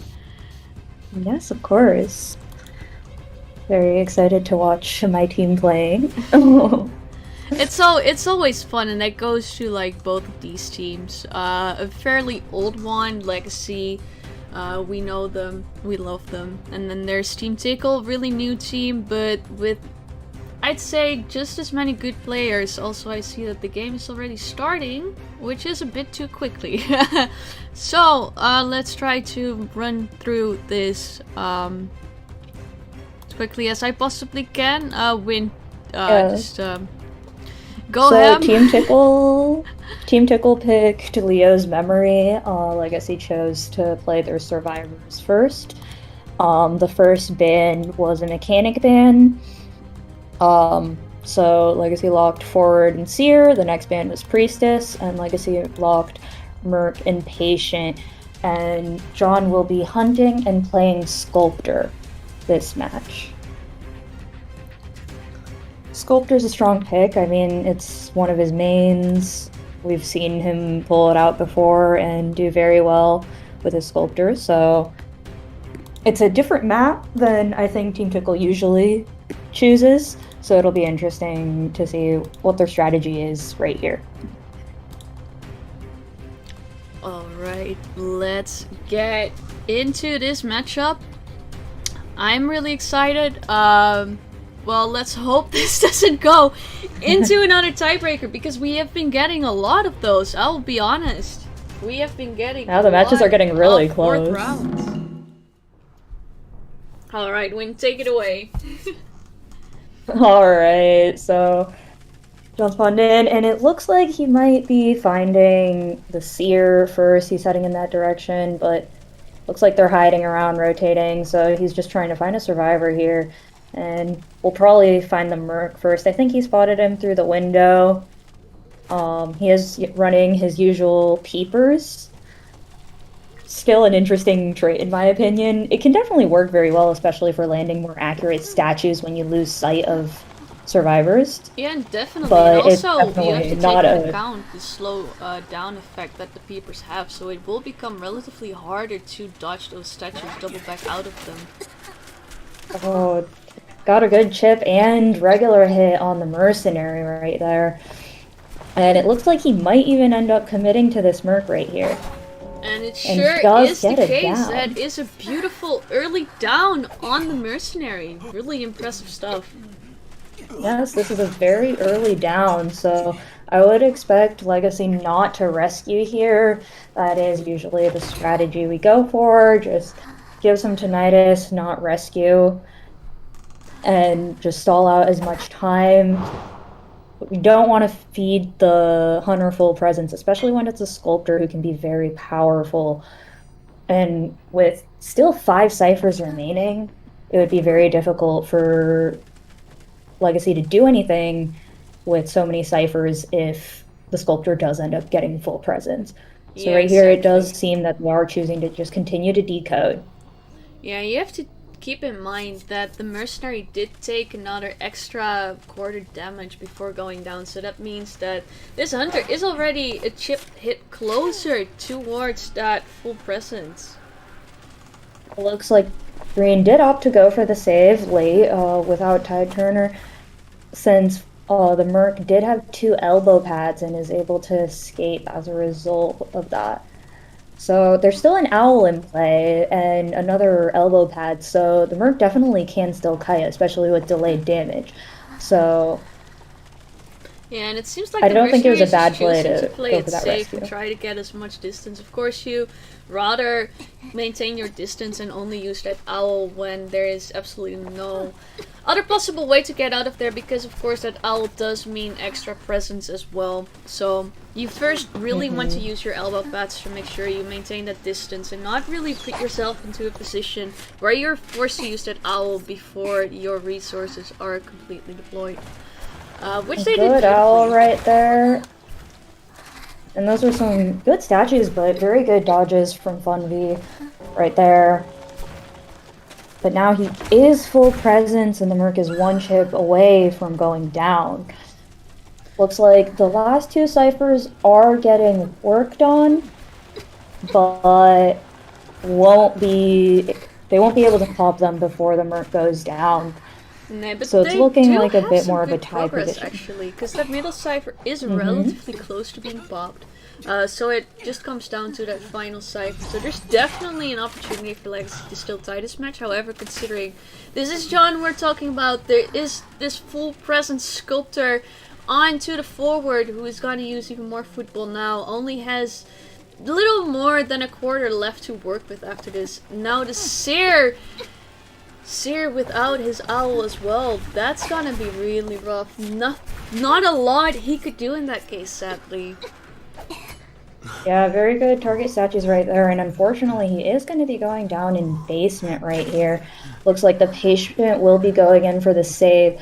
Because he decides to chair in basement, the forward is able to go back to that cipher and will likely be able to prime it pretty soon, so that the patient can just go in for the rescue. If instead he had chosen to chair the seer near the cipher, I think that actually might have put Legacy in an even more difficult position.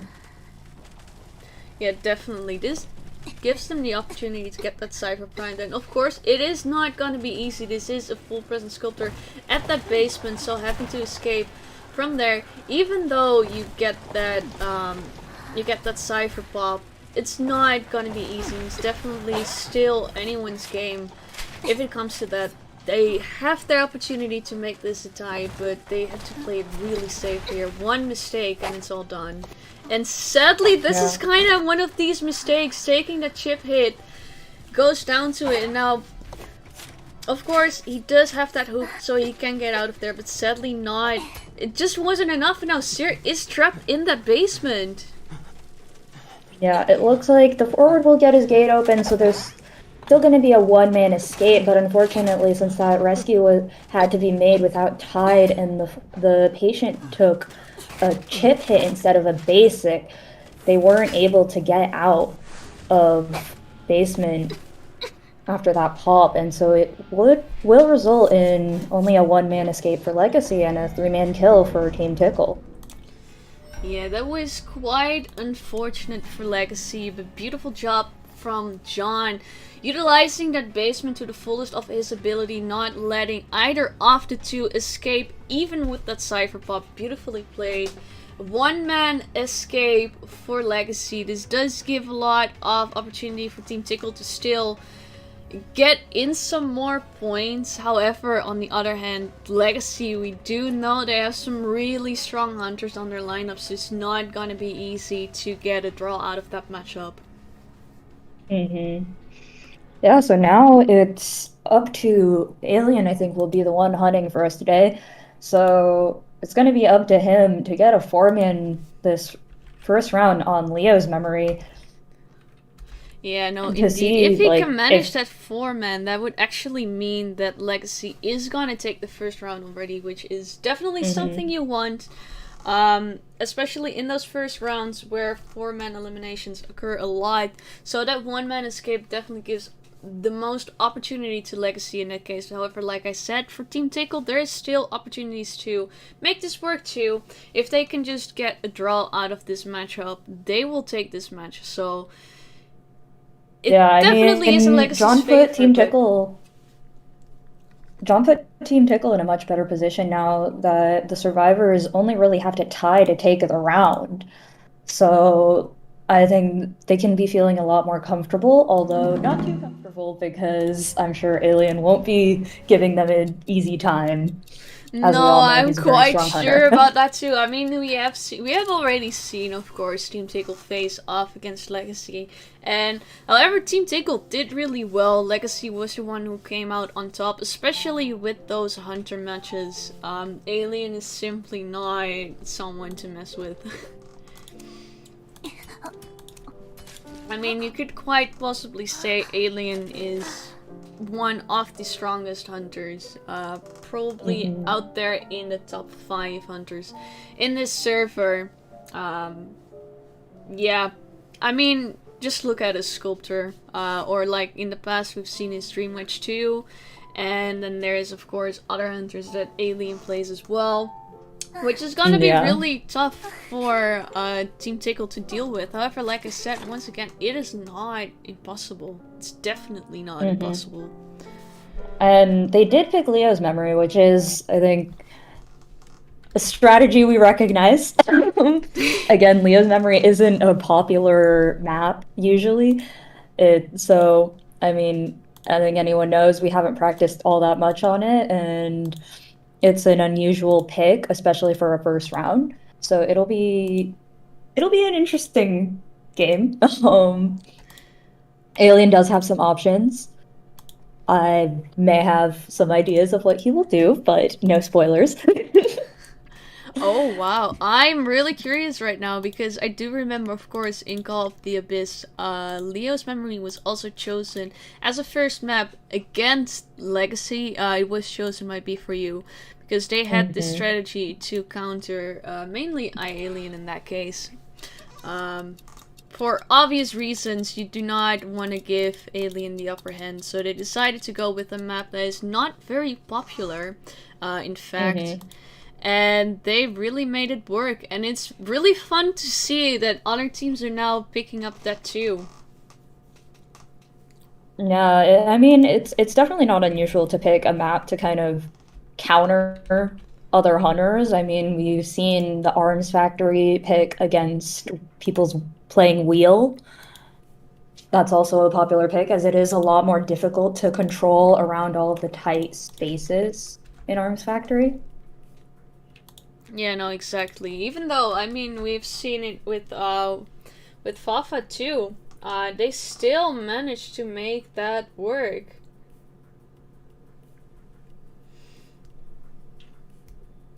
Because of course we saw in the round before, Arms Factory was chosen first against Fafa. Fafa, famous for his Soul Weaver, but also his Breaking Wheel, and that's something that they wanted to counter in that first round because the wheel is just really strong, and it's definitely also a kind of snowball hunter, like we saw, because they did not really manage to steadily rebound against Fafa, which resulted in a win in WLR's favor. So it is definitely smart to pick your battles on that one. Sometimes you have to sacrifice your hunter round or your survivor round in order to be able to counter the other faction. I mean, it's definitely interesting to see how people play with that one, I would say, at least.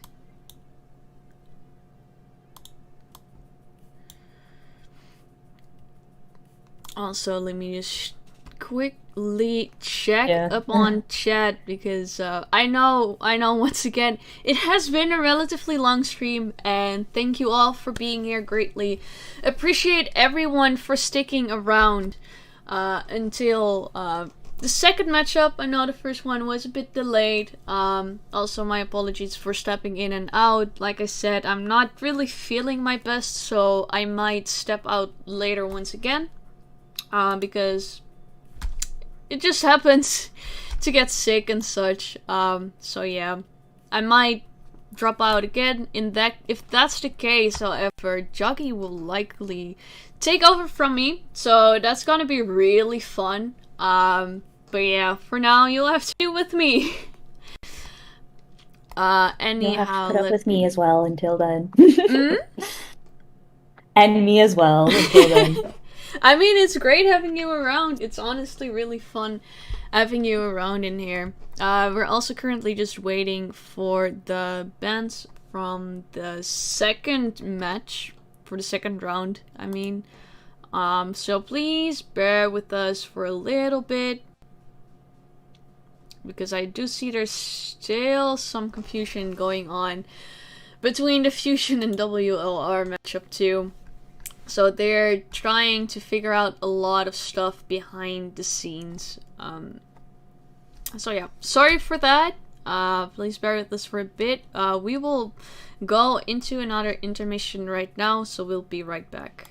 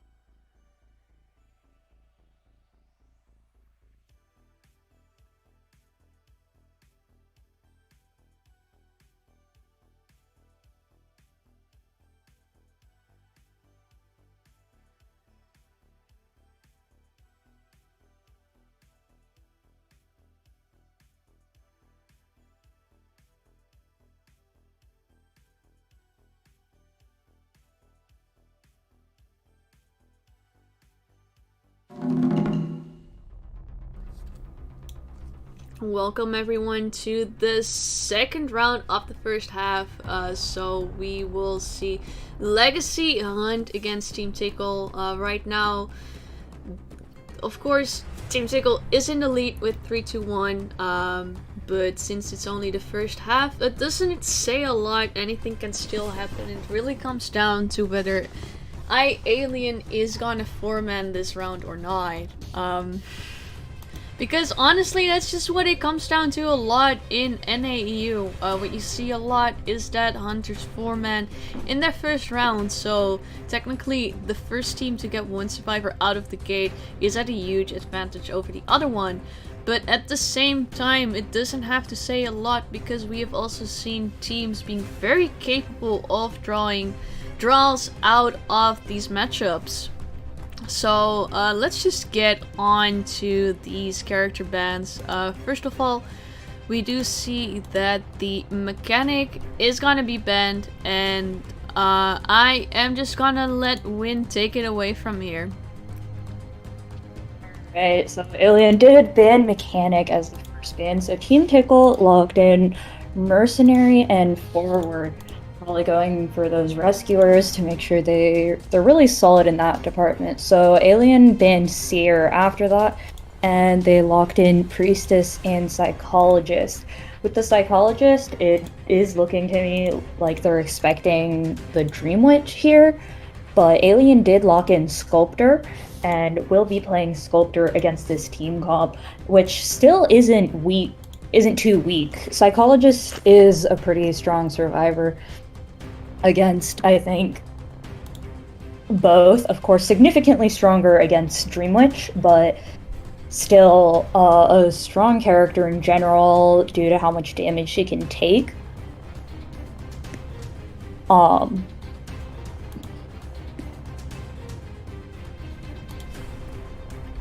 yeah, looking forward to see how this matchup plays out. Alien will probably be going for a four-man here to win the round.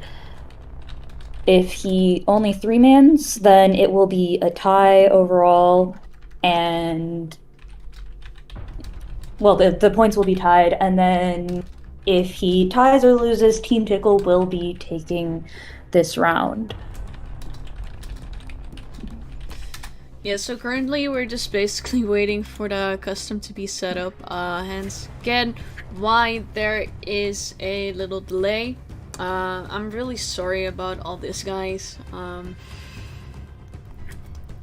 Yeah, I cannot say a lot more about that other than that I'm really sorry about all the delays today. I do once again greatly appreciate everyone sticking around until now.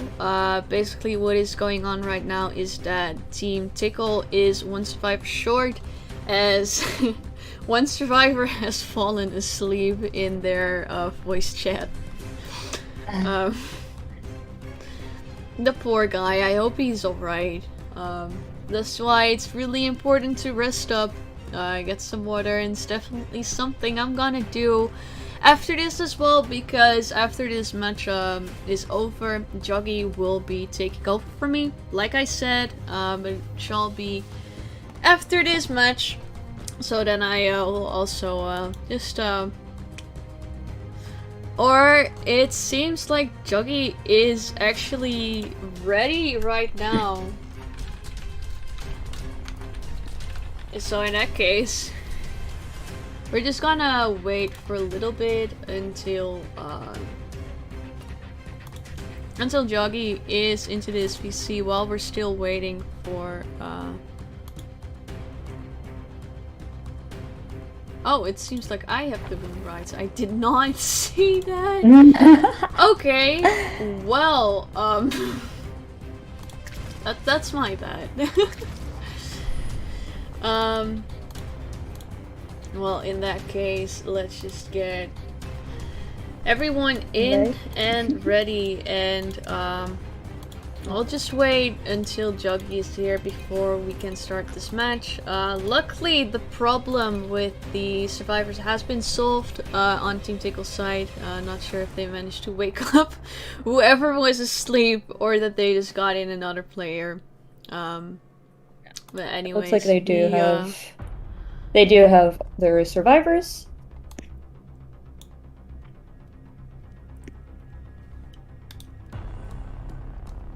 And once they get everyone into the custom, the match will be starting.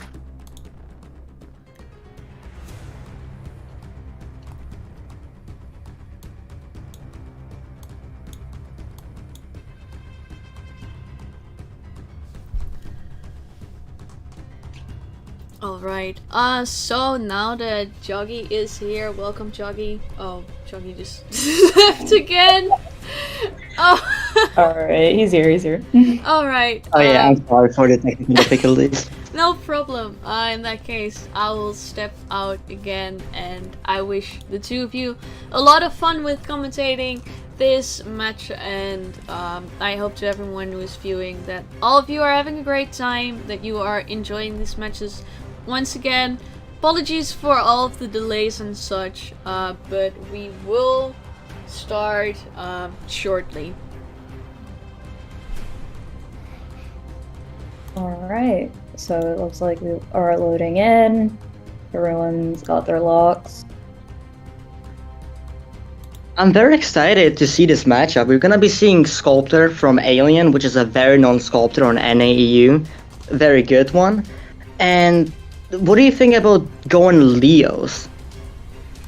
I mean, I Round think one. Leo's is an interesting choice. Team Tickle is the one to pick the map, and I think they're really just trying to go for a little bit of a gimmicky strat to catch us off guard.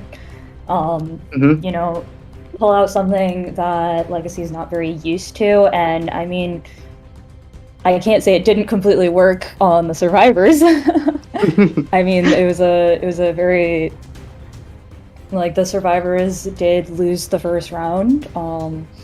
John played very well.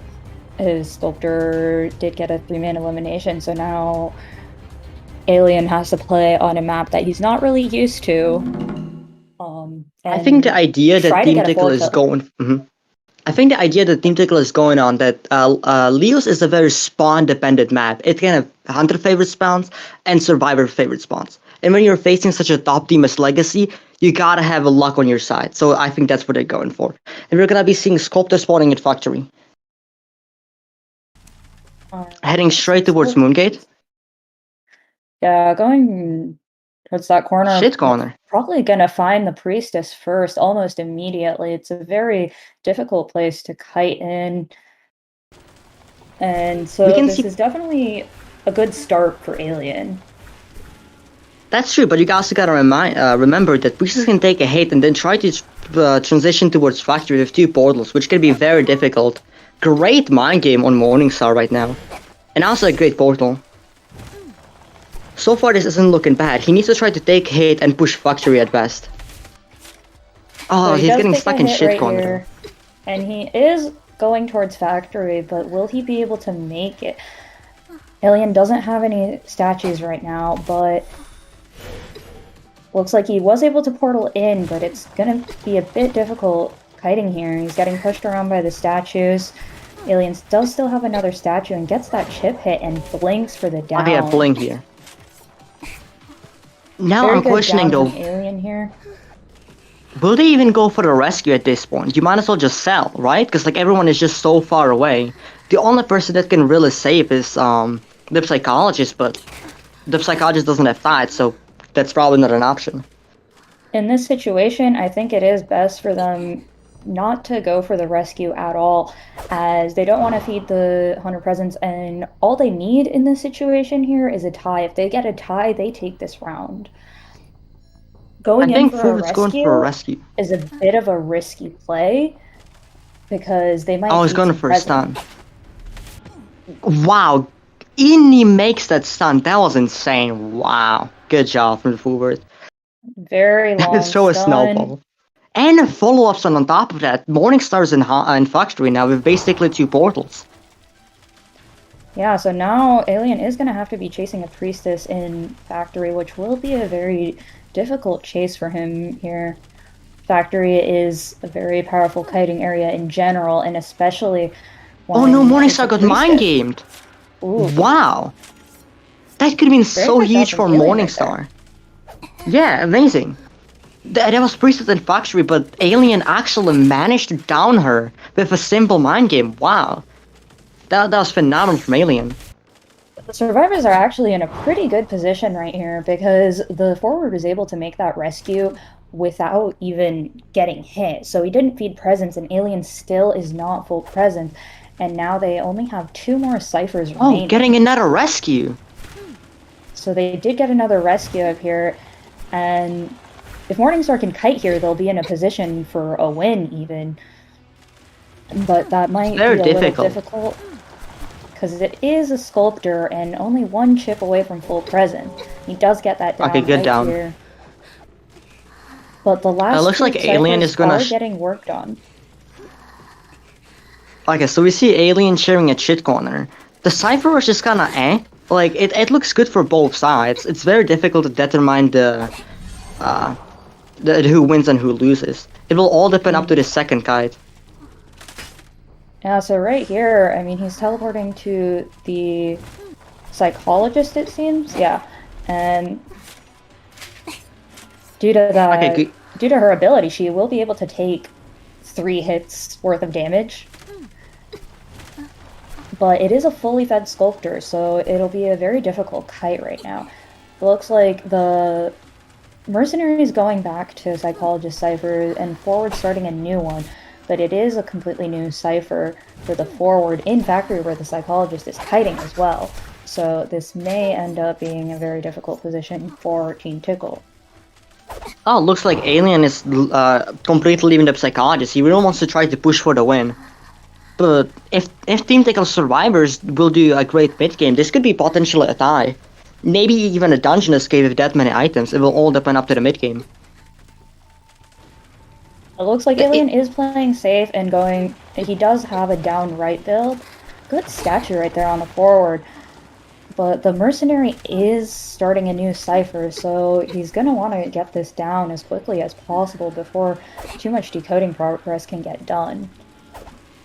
Great elbow pad. The only issue is now the Psychologist cannot get down, which would be very difficult if Alien gets her position and just throws the chisel there.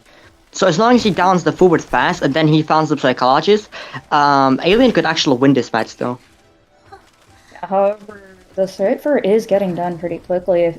Right now, since he isn't able to get the forward down, he does have to start putting pressure on that cipher to make sure that they don't get that popped. And so the forward is going to be going back to Factory, so they do have 2 ciphers to work on here, which is pretty difficult. The Merc is pushing it. The issue is he cannot pop because the delayed effect. If Alien swings right now, the Merc won't be able to pop it, otherwise he would get down the endgame. Sadly didn't get the elbow pad in time. Did not get the elbow pad in time, so he tried to get that pop off, but unfortunately was not able to. I think what Alien could have done there is just hit the Merc twice very fast, because then if he pops it, he still gets down to endgame. Because he wouldn't get injured straight away, unless I'm saying it wrong. I'm not really sure right now. I might be wrong. Yeah, if he hit him I think what he was trying to do is land a statue on him so that he would get that instant down, and then he wouldn't even be able to pop the cipher. However, and I think Merc predicted that. Right there. Yeah, I think Merc predicted that he would try to statue, so he tried to just elbow pad away, but sadly wasn't fast in time. Now just up to the forward. Yeah, okay, he sees the forward. They smite her into a 3-man. It all depends up to this forward kiting. Yeah, it looks like the Psychologist is a little too scared to leave that gate right now, and especially with teleport being up and detention in play. So Alien will be able to just go ahead and chase this forward right here. And wow. This will be a 3-man elimination, which puts the 2 teams at a tie right now in terms of points. Both played Sculptor and both got 1 escape. So now the teams are tied up, so looking forward to the next round to see what kind of strategies we'll be seeing to try to start taking the rounds instead of just tying. I think the biggest issue in that match was the mercenary popping that cipher. I think maybe he overcome it way too much, in my opinion. I get why he tried to pop the cipher, but maybe just getting away and starting a new one could be a better option. I'm not really sure about that. Yeah, I mean, the team did know that he had teleport, as he had used teleport, if I'm not wrong. Mm-hmm.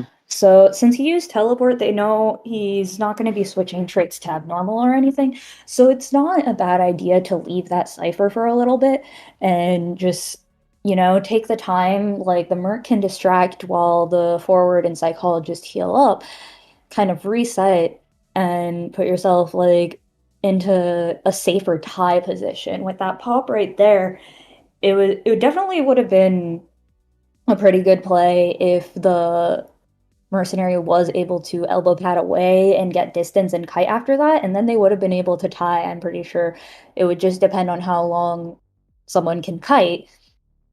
However, since he went down immediately after the pop, Alien was able to keep track of where the survivors are.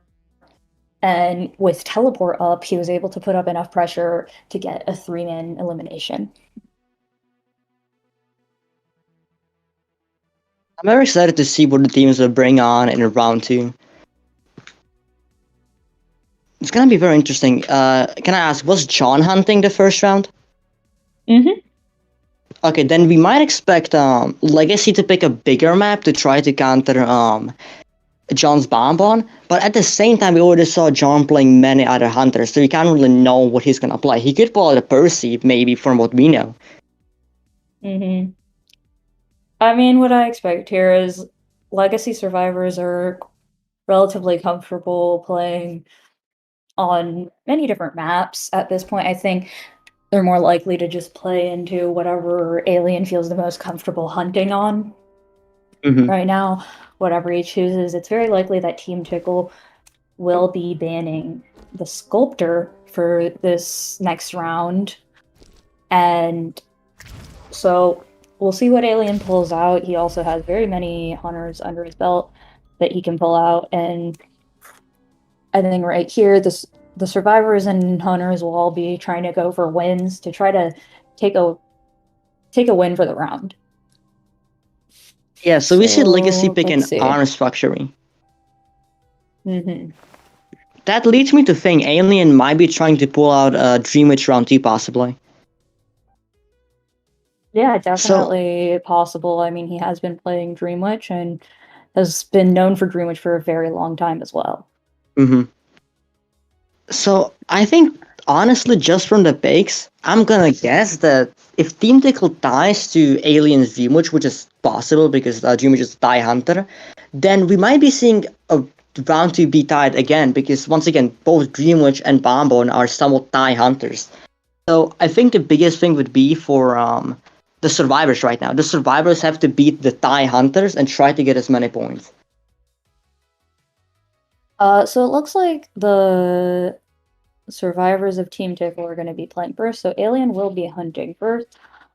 I do have to disagree with you calling Dream Witch a tie hunter. I think she is significantly weaker with all of her nerfs. However, she's still a very strong hunter, and is still...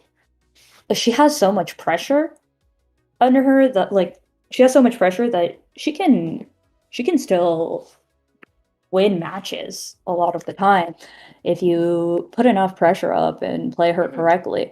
And looking at the bans, it looks like Alien decided to ban Seer and Psychologist first. So it's definitely looking like a Dream Witch pick to me right now. Mm-hmm. So the reason why I call Dream Witch a Die Hunter is because if the survivors play really well, and they barely do any mistakes, then it's mostly a tie. But obviously, Dream Witch is a mistake hunter also, which means once the survivors do a mistake, then the Dream Witch can very much capitalize on top of that and then get the win. I mean, right now, with the way the meta is, it's very difficult to win as a hunter. The ciphers get done really fast, and there are very many strong survivors. But Arms Factory Dream Witch, I can understand the pick. I think it's a smart pick with all these survivors at the moment, especially in second round. You can only ban 2 survivors, but there's so many very, very strong survivors, especially against the hunter like Dream Witch. And with Arms Factory, Alien is able to go ahead and just ban the Seer and Psychologist. And Arms Factory is kind of second in terms of good Dream Witch maps to Ever Sleeping. However, I think the reason he doesn't pick Ever Sleeping is so that he doesn't have to deal with the Priestess on that map, and he can go ahead and take his Seer and Psychologist bans. So it looks like Team Tickle picked Forward and Mercenary, and they banned his Sculptor. Yeah, that very much makes sense. I'm honestly thinking that since Alien is so known for playing Dream Witch, I'm honestly even expecting Team Tickle to maybe pull out like a Barmaid or a Doctor against Alien's Dream Witch to counter it. I wouldn't be too surprised if they wanted to go for something that would strongly counter, but I also think usually teams will prefer to do something they're comfortable with, so it depends on what the players are comfortable with in the moment. So we're still waiting on that next ban from Alien. But yeah, Forward and Mercenary lock. Trying to go in with a strong rescue department again. Interesting to see no mechanic pick, but I'm not sure if it's because Team Tickle doesn't feel comfortable playing with mechanic, or if they just don't want that weak of a kiter on their team. However, it's a little unusual not to see mechanic not picked when she's not banned, as she is such a strong survivor that provides very good cipher rush and can really do a lot for a team and makes up for like very many mistakes. So what do you think is gonna be the Alien's third ban? It kind of just depends on what he wants to play. It looks like he's about to type in what he wants his last ban to be. I wouldn't be surprised to see a mechanic ban just to not deal with the cipher rush that she can provide, and the possibility of like a mechanic priestess. I mean, not a mechanic priest, a mechanic prisoner combination for the cipher rush. But it looks like he chose to ban Gravekeeper, opting instead for not dealing with the triple rescue type of composition, especially since Gravekeeper is a difficult survivor to chase as Dream Witch. Especially as a patrol, the Dream Witch, I would say. Because like Blink Dream Witch can deal with it way better, but Patroller, you just dig and that's it. You click a button and then you're unable to get Patroller. So yeah, I mean, now I'm thinking it's very, very strong. Team Tickle might go the Mech and Prisoner team comp right now with these bans. It definitely depends on what the players feel like playing the most. Yeah, it kind of just depends on the players as well. I think Alien might have also just looked at the players and decided not to ban Mechanic due to his knowledge of who the different players play. If they don't have people that play Mechanic and Prisoner, Team Tickle will most likely not go for that comp, just for the risks of a weak kiter going down very quickly. Because Mechanic and Prisoner, I mean, it is a Dream Witch, so she will most likely have to use traits, but they're still very weak kiters compared to the other options. So if a Mechanic or a Prisoner go down very quickly against a Dream Witch, that would give a lot of time to put up pressure around the map and snowball the game into a win, which is exactly what Alien will want to do this match. Just put up a lot of pressure against Team Tickle and spiral the game into a win here. Yeah, that would be ideal, because if Alien gets a win, then that puts way less pressure on Legacy Survivors, because Legacy Survivors are most likely gonna be facing a Bonbon, and having to win against the Bonbon is very difficult. So if they only needed a tie against the Bonbon, that would be perfect for Legacy Survivors. Yeah, I mean, ideally, right here, Alien's just going to be trying to put the survivors in as good of a position as possible, and they will be taking over after to try to go ahead and win the round, whatever they may have to play against. So, we'll see. We're still waiting on those last two picks from Team Tickle. Looks like they decided to go with Perfumer and Acrobat. Very interesting choices here.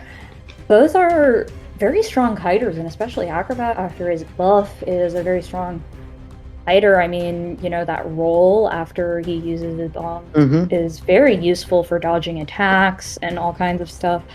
However, Perfumer and Acrobat together aren't exactly the most immune to a Patrol or Dream Witch. So it's interesting to see these picked. I'm surprised to not see any decoders. Mechanic wasn't even banned, and they didn't choose to go with her, but it may be because they don't want the risk of the Mechanic getting found first and getting downed quickly just for a tie. Maybe they're trying to go stronger kiters for a win here, but it's interesting to see. And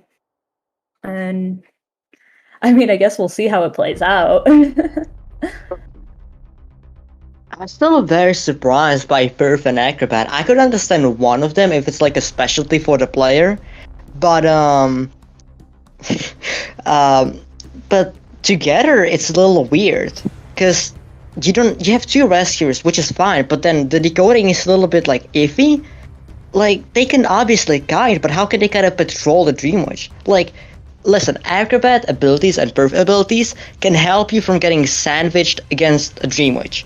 But Dream Witch will first patrol her, and then she will try to sandwich you if she has no other options.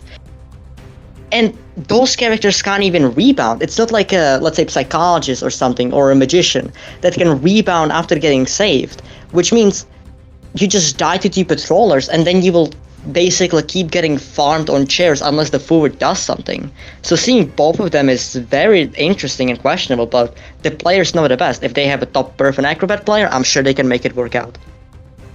Alright, the custom's gonna start soon. Do you want me to invite you? Oh yeah, my game crashed, I'm sorry. I was looking at chat and someone said, Joggy Say Magician is hot, so I can clip it.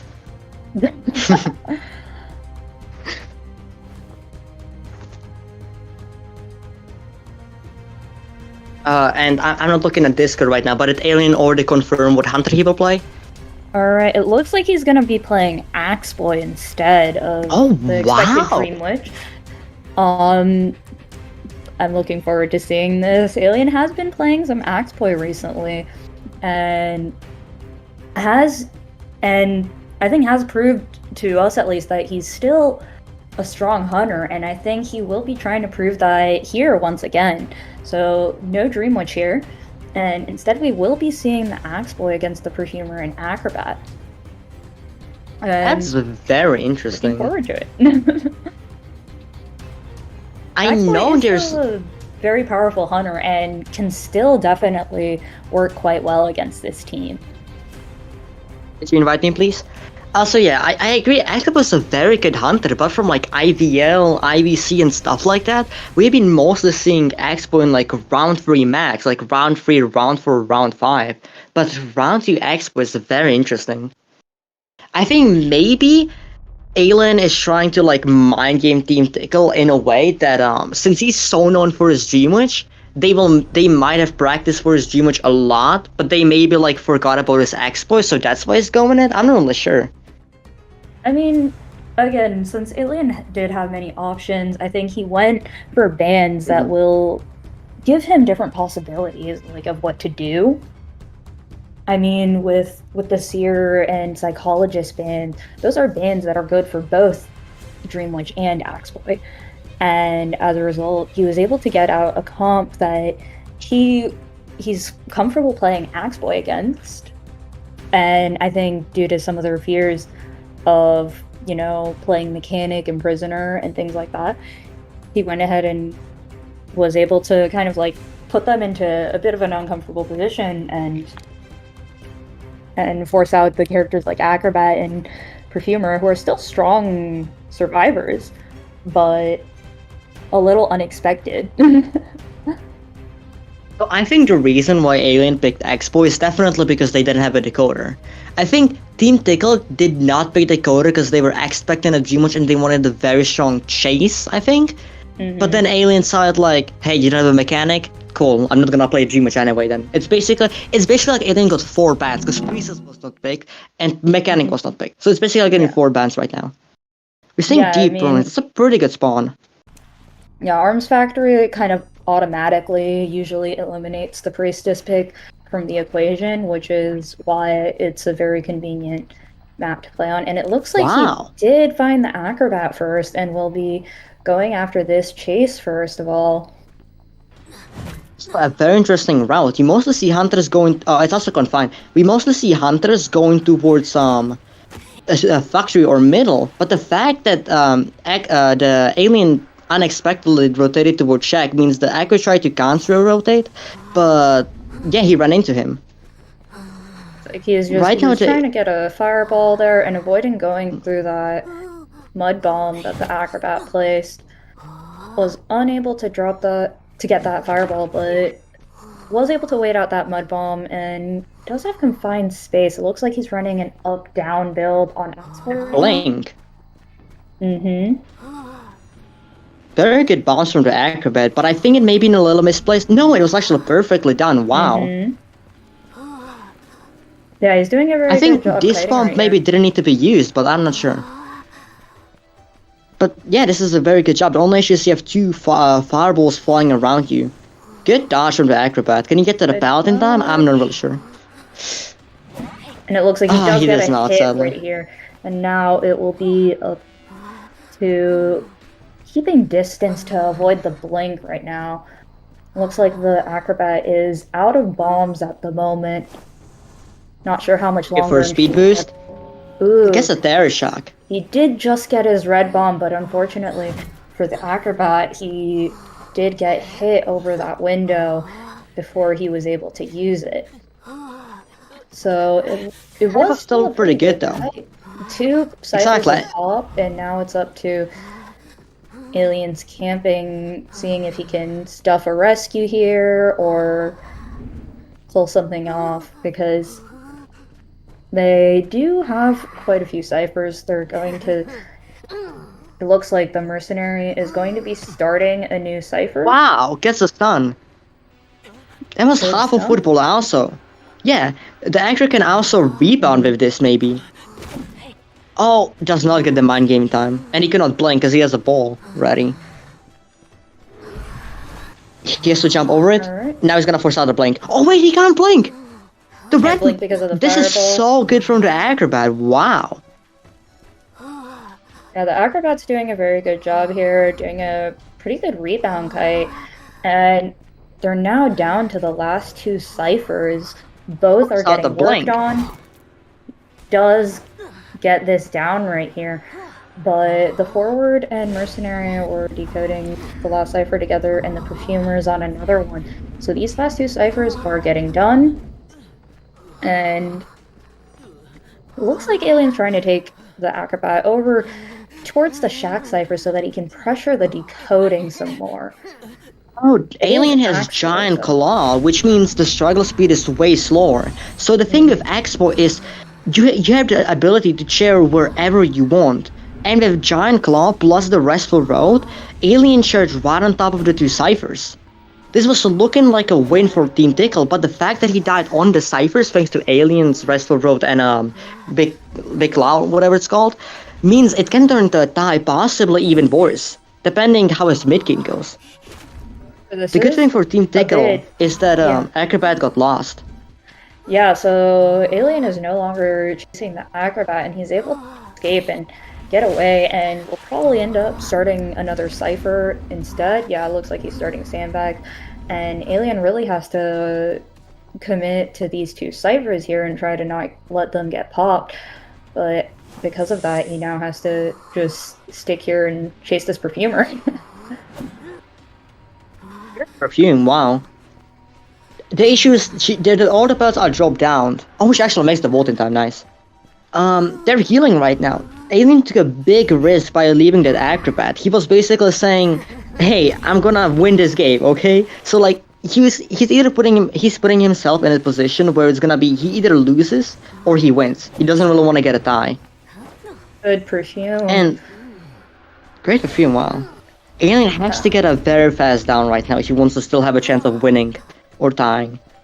Yeah, he's in a very difficult position right now. I mean, is getting that cipher done at Sandbags, and that cipher's almost done, and the mercenary cipher is also quite far. So this is looking like a very difficult game right now. The issue with Alien's build is, if you don't have a good mid game with up and down blink, what are you gonna do end game? I know X has some mobility, but without TP it will be very difficult. Great elbow pass from the mercenary, but still against the flame. Wow, this could be the turning point.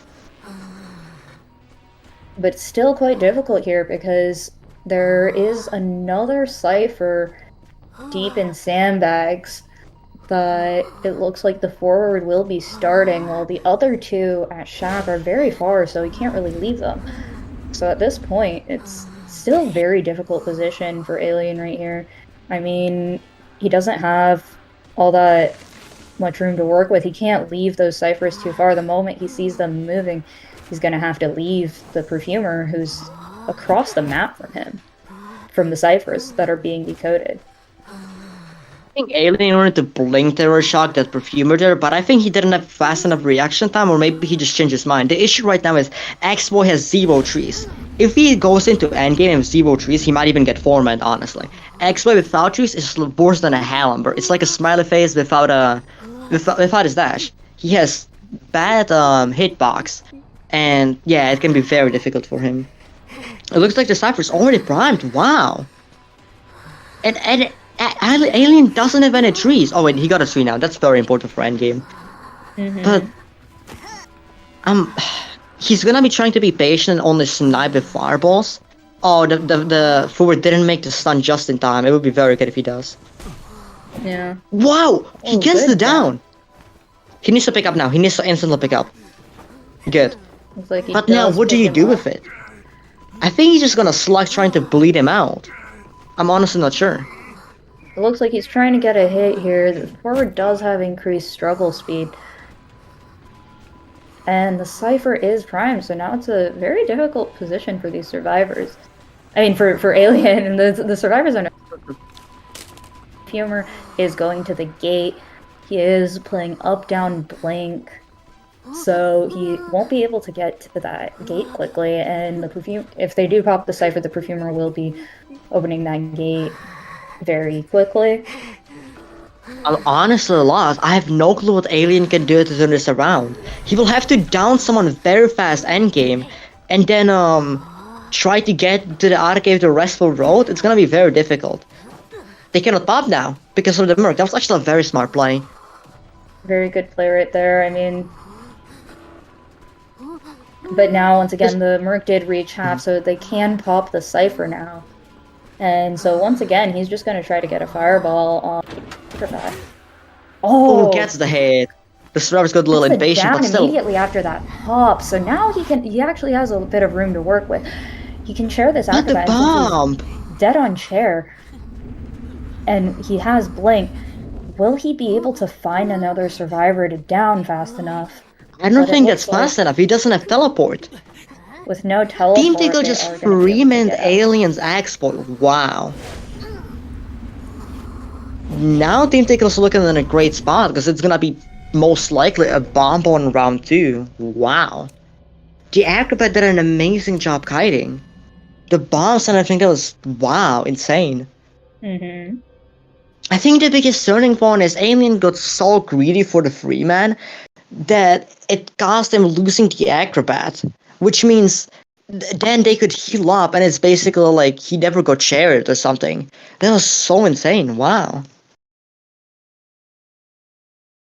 A very good job from Team Tickle. I think playing Axeboy was a bit of a risk right there, because although he can be very strong, I think Axeboy is still a very difficult hunter to play with the luck on like the fireball spawn, and especially because this team is like all of the characters were good kiters.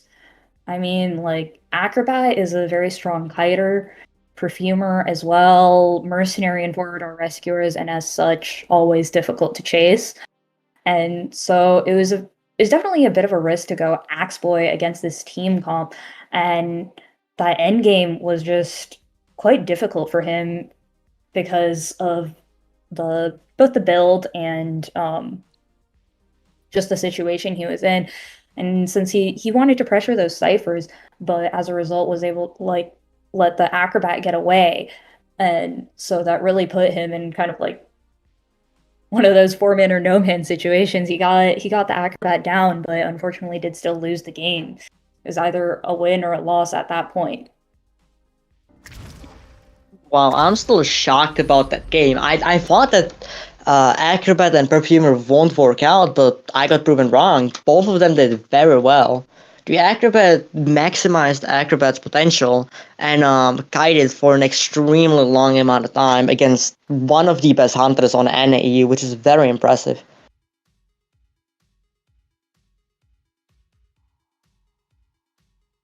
I think Legacy survivors will have to try to push for the 3-man escape at best, but I think dying's also a viable option, as even if Legacy survivors die, then they can still come back round 3, because what are you gonna ban against Alien? You're gonna ban his Sculptor definitely, but then his G-Match, he's gonna go an X-Boy. His X-Boy, he's gonna go G-Match. Or just gonna pull out something completely else. Alien has a lot of hunters in his pocket that he can use. Mm-hmm.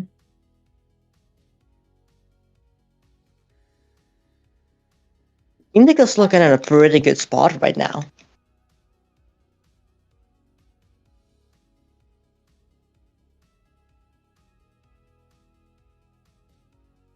Alright, so it looks like we're getting the next bans. So now I think John will be hunting again. He has been Mechanic and Seer, and Legacy has been his Sculptor. So we're waiting on the first two locks. So I mean, John is another quite versatile hunter. So I think the two hunters we've seen the most from the hunters we've seen the most from him in general been Sculptor, who's been Bonbon, and Percy, if I'm not wrong. So I would be expecting a Bonbon pick here. He's a very strong hunter, and especially for a tie, which is all John needs right now to win this round, which of course they would want to do. So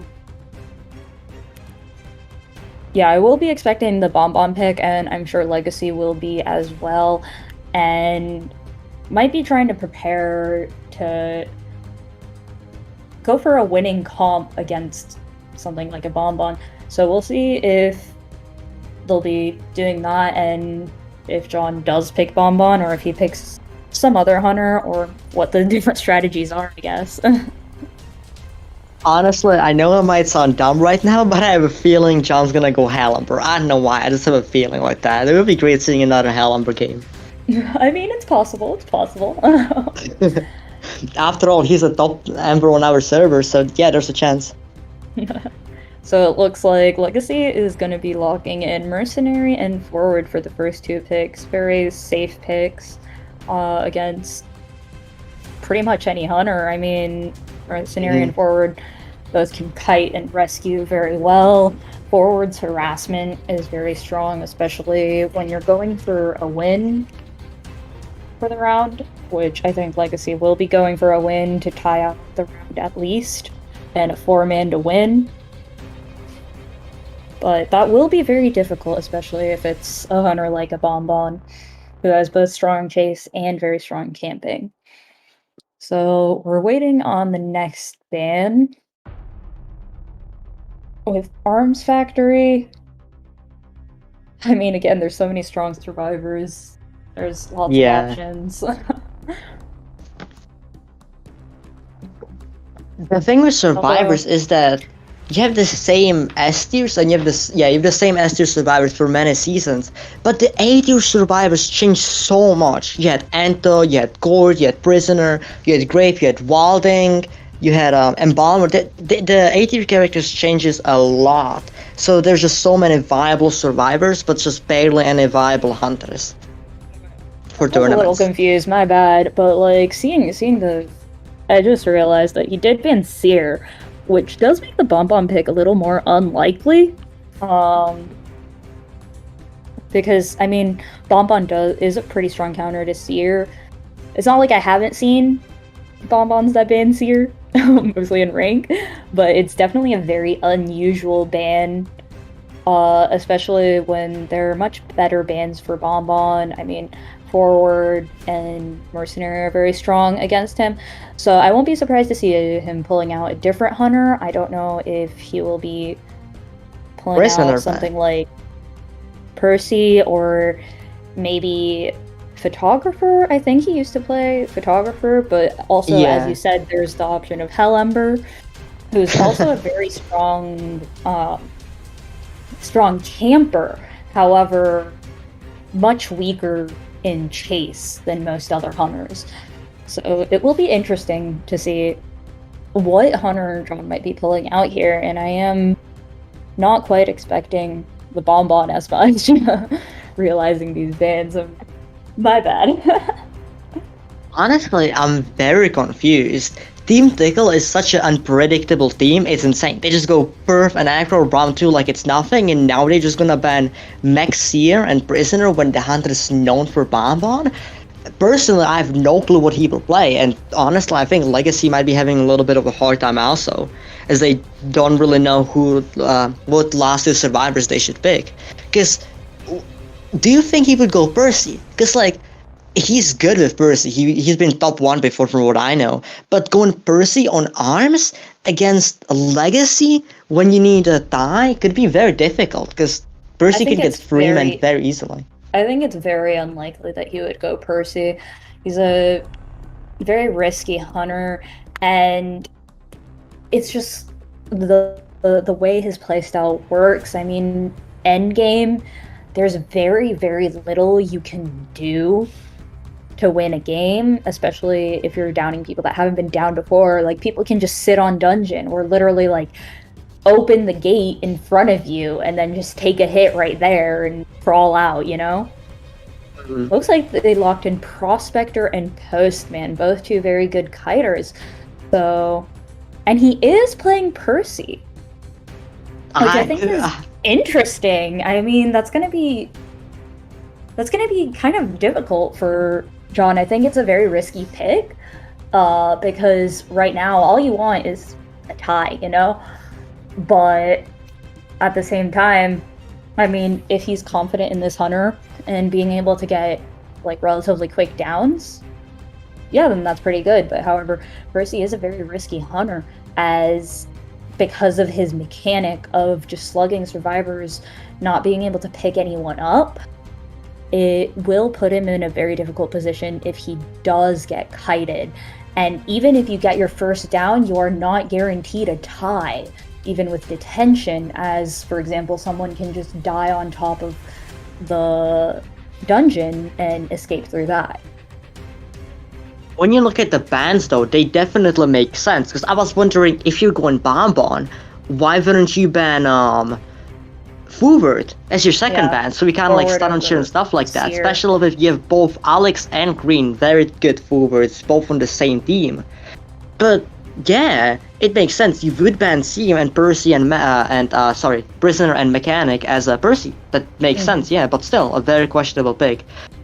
And as we see Legacy going Postman and Prospector, probably trying to counter the Bonbon. But once again, Team Tickle is just such an unpredictable team that don't be surprised if you see a Hellember, honestly. But yeah, I mean, it looks like just two strong rescuers, some good harassment. I mean, even though balloon harassment isn't really a thing with Percy, Word and Prospector can still bully quite a bit, and even Postman has a good amount of support with the decoding buff, slowing down the hunter with the dog, and things like that. Alright, we're heading into the game. I'm so excited to see this, honestly. I did not expect a Percy, and I have not seen a tournament Percy gameplay in a long time, so I can't wait how it goes. Percy, a top Percy on NAU against one of the best teams on NAU. Let's go. We see the same spawn. Will we also see the same rotation? The route that the hunter picks, or will we see a different one? It looks like he's letting straight to factory. The good thing about Percy is that he counters rotation. Like, it's like a booching basically, where he can get wherever he wants very fast. Oh wow, that's such an early hit on the forward. Good job. Yeah, an early first hit on the forward. I mean, that's what makes Percy kind of difficult to face occasionally. I mean, he's so quick. Like, he can get across the map very quickly with his dashes and his. With so many abilities, I mean, he has his ability to just break pallets by swinging at them instead of having to like normally break them. And as a result, that forward gave a very early first hit. Wow, that's such a fast down against the forward. Yeah, very good down right there. And the ciphers are not too far, and so it looks like he'll be heading out to try to go ahead and start chasing someone else here. Might be the mercenary, as he does see his tracks. He does have Yeah, he can teleport, so chase anyone. We'll likely see him teleporting back to the forward when he picks himself up. But looks like he's waiting to get into a better position before he picks himself up. Barely missing that charge attack? I don't know how to call it. Yeah. Good elbow pass from the mercenary right now. Yeah. The forwards right now. Oh, he doesn't want to use his self. He's waiting for the postman to heal him. Very smart play. The decoding's looking pretty good so far.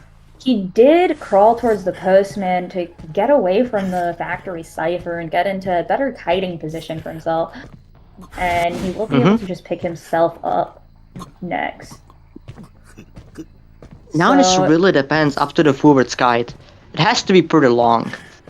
Yeah. But then once again, he hasn't downed a single person this entire game except the forward, which means Legacy can just stand on dungeon and still get a tie. Very good football from Alex right now. Yeah, very good dodge right there, and he's just going to be doing his best to kite right now. I mean, the last three ciphers are all getting worked on. Wow, perfect vault. The energy ran out. That was perfectly timed.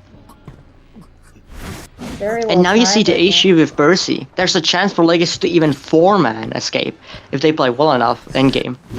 Oh, and it looks like he did get that stun right there. It wasn't fast enough though.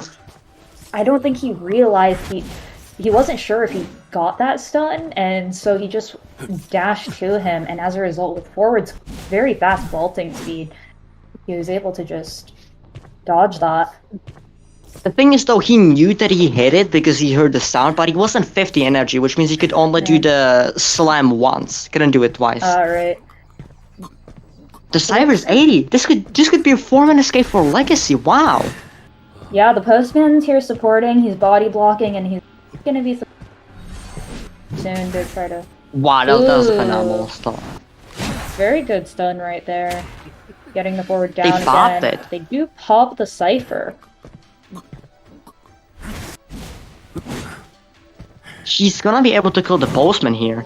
Looks like the postman is going to be going down. The other gate is getting open, but the forward is kind of stuck in this corner right here. So will he be able to sneak out and get to the other gate, or will he remain trapped here? And really right here, to get a 1-man, John only needs to camp, but if he wants to tie, he's going to have to like move around and try to do something. The postman's 99, that's an issue. So it looks like the mercenary's trying to go in to possibly heal him up. Oh, with he might heal under the pallet. With Tide Turner. Wow! That was such a good dash. this could be even a freak. Actually, no, probably a tie though, because he can just get out. Yeah. That's the issue with Percy right now. Because it doesn't matter if green is not in the gate yet, because he cannot throw out anyway. It's just up to the forward doing something right now, as he's dead on chair. Yeah, the forward is the only one that's really kind of like in a difficult position right now because he is injured. He does have crows now. Oh no. So will he be able to escape or not?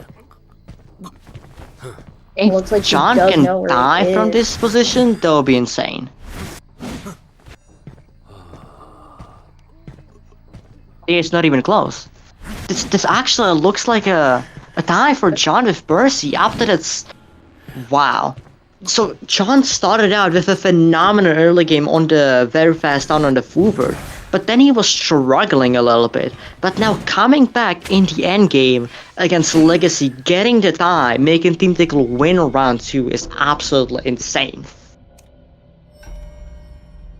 Tying like that with arguably the worst character in the game is insane. Very good job from both teams.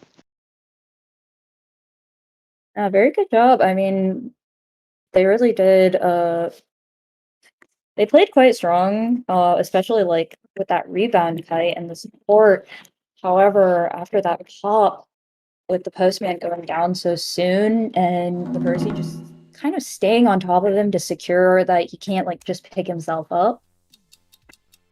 That was definitely a bit of a risky play, just picking himself up. Like I thought the mercenary might be picking him up, but yeah, it looks like the postman did just immediately get downed after picking himself up, and since the forward was still so far away, kind of trapped on that side of the map, there wasn't really much he could do.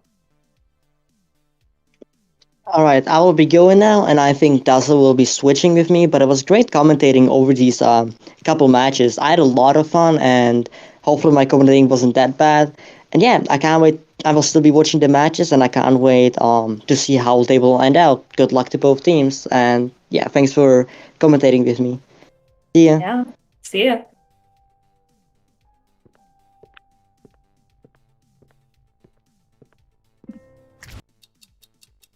All right, so we will be getting into this last matchup, hopefully.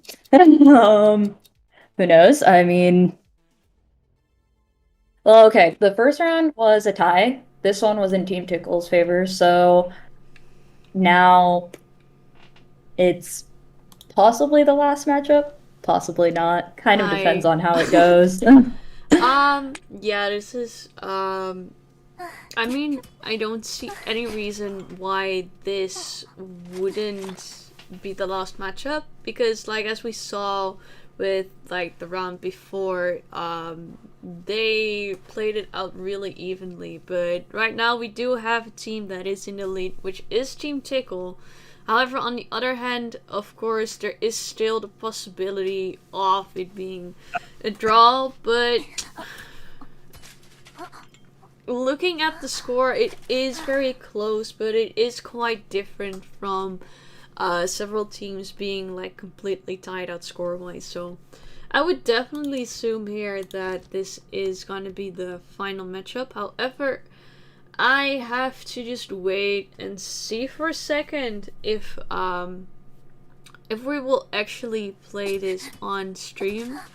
For the fact it is getting quite late, and yeah, it's getting quite late. I don't know if you guys can hear it, but my throat's not in the best shape, so I don't know if I can commentate, and Joggy has to leave as well. I'm just like really sorry overall for today being as messy as it is. However, saying that, we are gonna go to a quick intermission.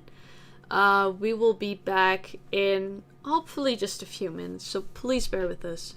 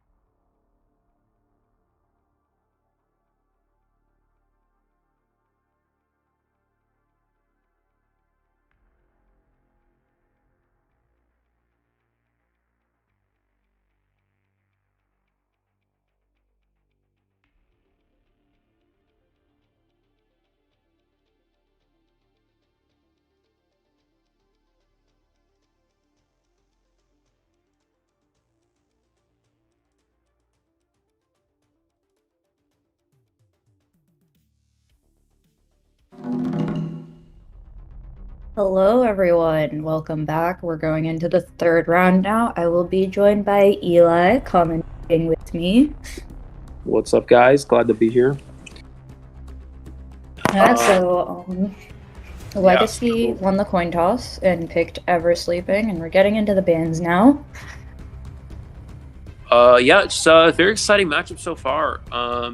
Team Tickle actually the number 4 seed, and Legacy being the number 1. So Team Tickle out in front here is a little bit of a surprise. I think a shock for a lot of us, especially because Legacy is known to be one of the best teams in the entire server. But Team Tickle definitely make a name for themselves in this first playoff match here. And a lot of pressure on Legacy to battle back in this. They have done it before, so there's no surprise that they're able to turn this around. But it is going to be quite challenging. Currently down 1 round, and also down a few points as well. So a little bit of challenge to come back in this, but it was Legacy's map selection here. So let's see what they can do on their home field advantage. All right, so Alien did ban Psychologist, Seer, and Priestess right here. We're waiting to see what Hunter's Team Tickle bans. I would expect to see Sculptor definitely banned, and very likely a Dream Witch ban. However, there's still the possibility of them banning either the Axe Boy or any other hunter of aliens. Yeah, absolutely. These are Dream Witch bans here from Alien. You typically would see Mechanic being a character being banned in the third round, especially because you have 2 extra bans to work with. However, Dream Witch is a hunter that typically would not ban Mechanic simply because of how fast. There's a few reasons, but one of the big reasons is Dream Witch is a very fast hunter. They can get around the map very quickly. They can locate that Mechanic early on, which a lot of hunters may struggle to do because of that rotation, which, as with the Dream Witch, you can't see her and she's a lot faster, so it's a lot more challenging to actually rotate a Dream Witch. And the Psychologist and Seer bans 100% making sense. You want to be able to down a Survivor with only 2 Patrollers or a Trap, trap between the 2 leeches plus another Patroller. Basically just 2 hits, but if you have a Seer and Psychologist, it can turn into 3, and that's not ideal. Priestess, of course, a very logical ban because of how strong she is on this map and how strong she is against Dream Witch in general. Well, it looks like they actually went to ban Sculptor and Bloody Queen. Huh.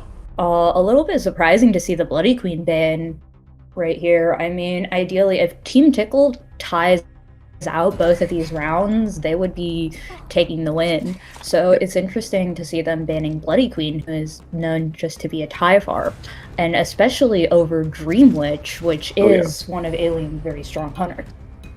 Especially on this map. This is not a strong Bloody Queen map by any means. There are so many buildings that are incredibly hard to actually mirror through and hit those mirrors every single time. Definitely one of the more challenging maps for that Bloody Queen. So, and as you said, Wins, this is a situation where Team Tickle really wants to secure a draw for this round. If they can get a draw for the survivors and their hunter can secure a draw as well, they would win the series. However, they're banning the draw hunter and giving Alien access to the potential win hunters such as that Dream Witch.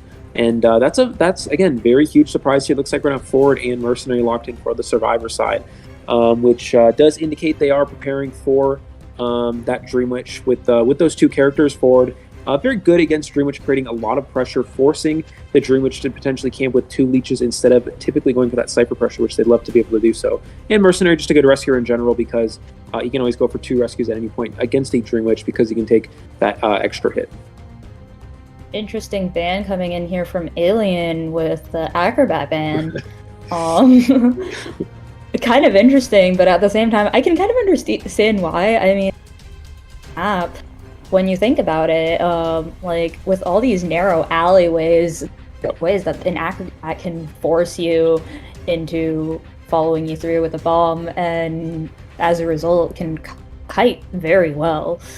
So an interesting ban, but understandable nonetheless. So I'm interested to see if they will be picking Mechanic or not. Again, still a very strong character, and I was surprised to not see them pick her earlier when she wasn't banned.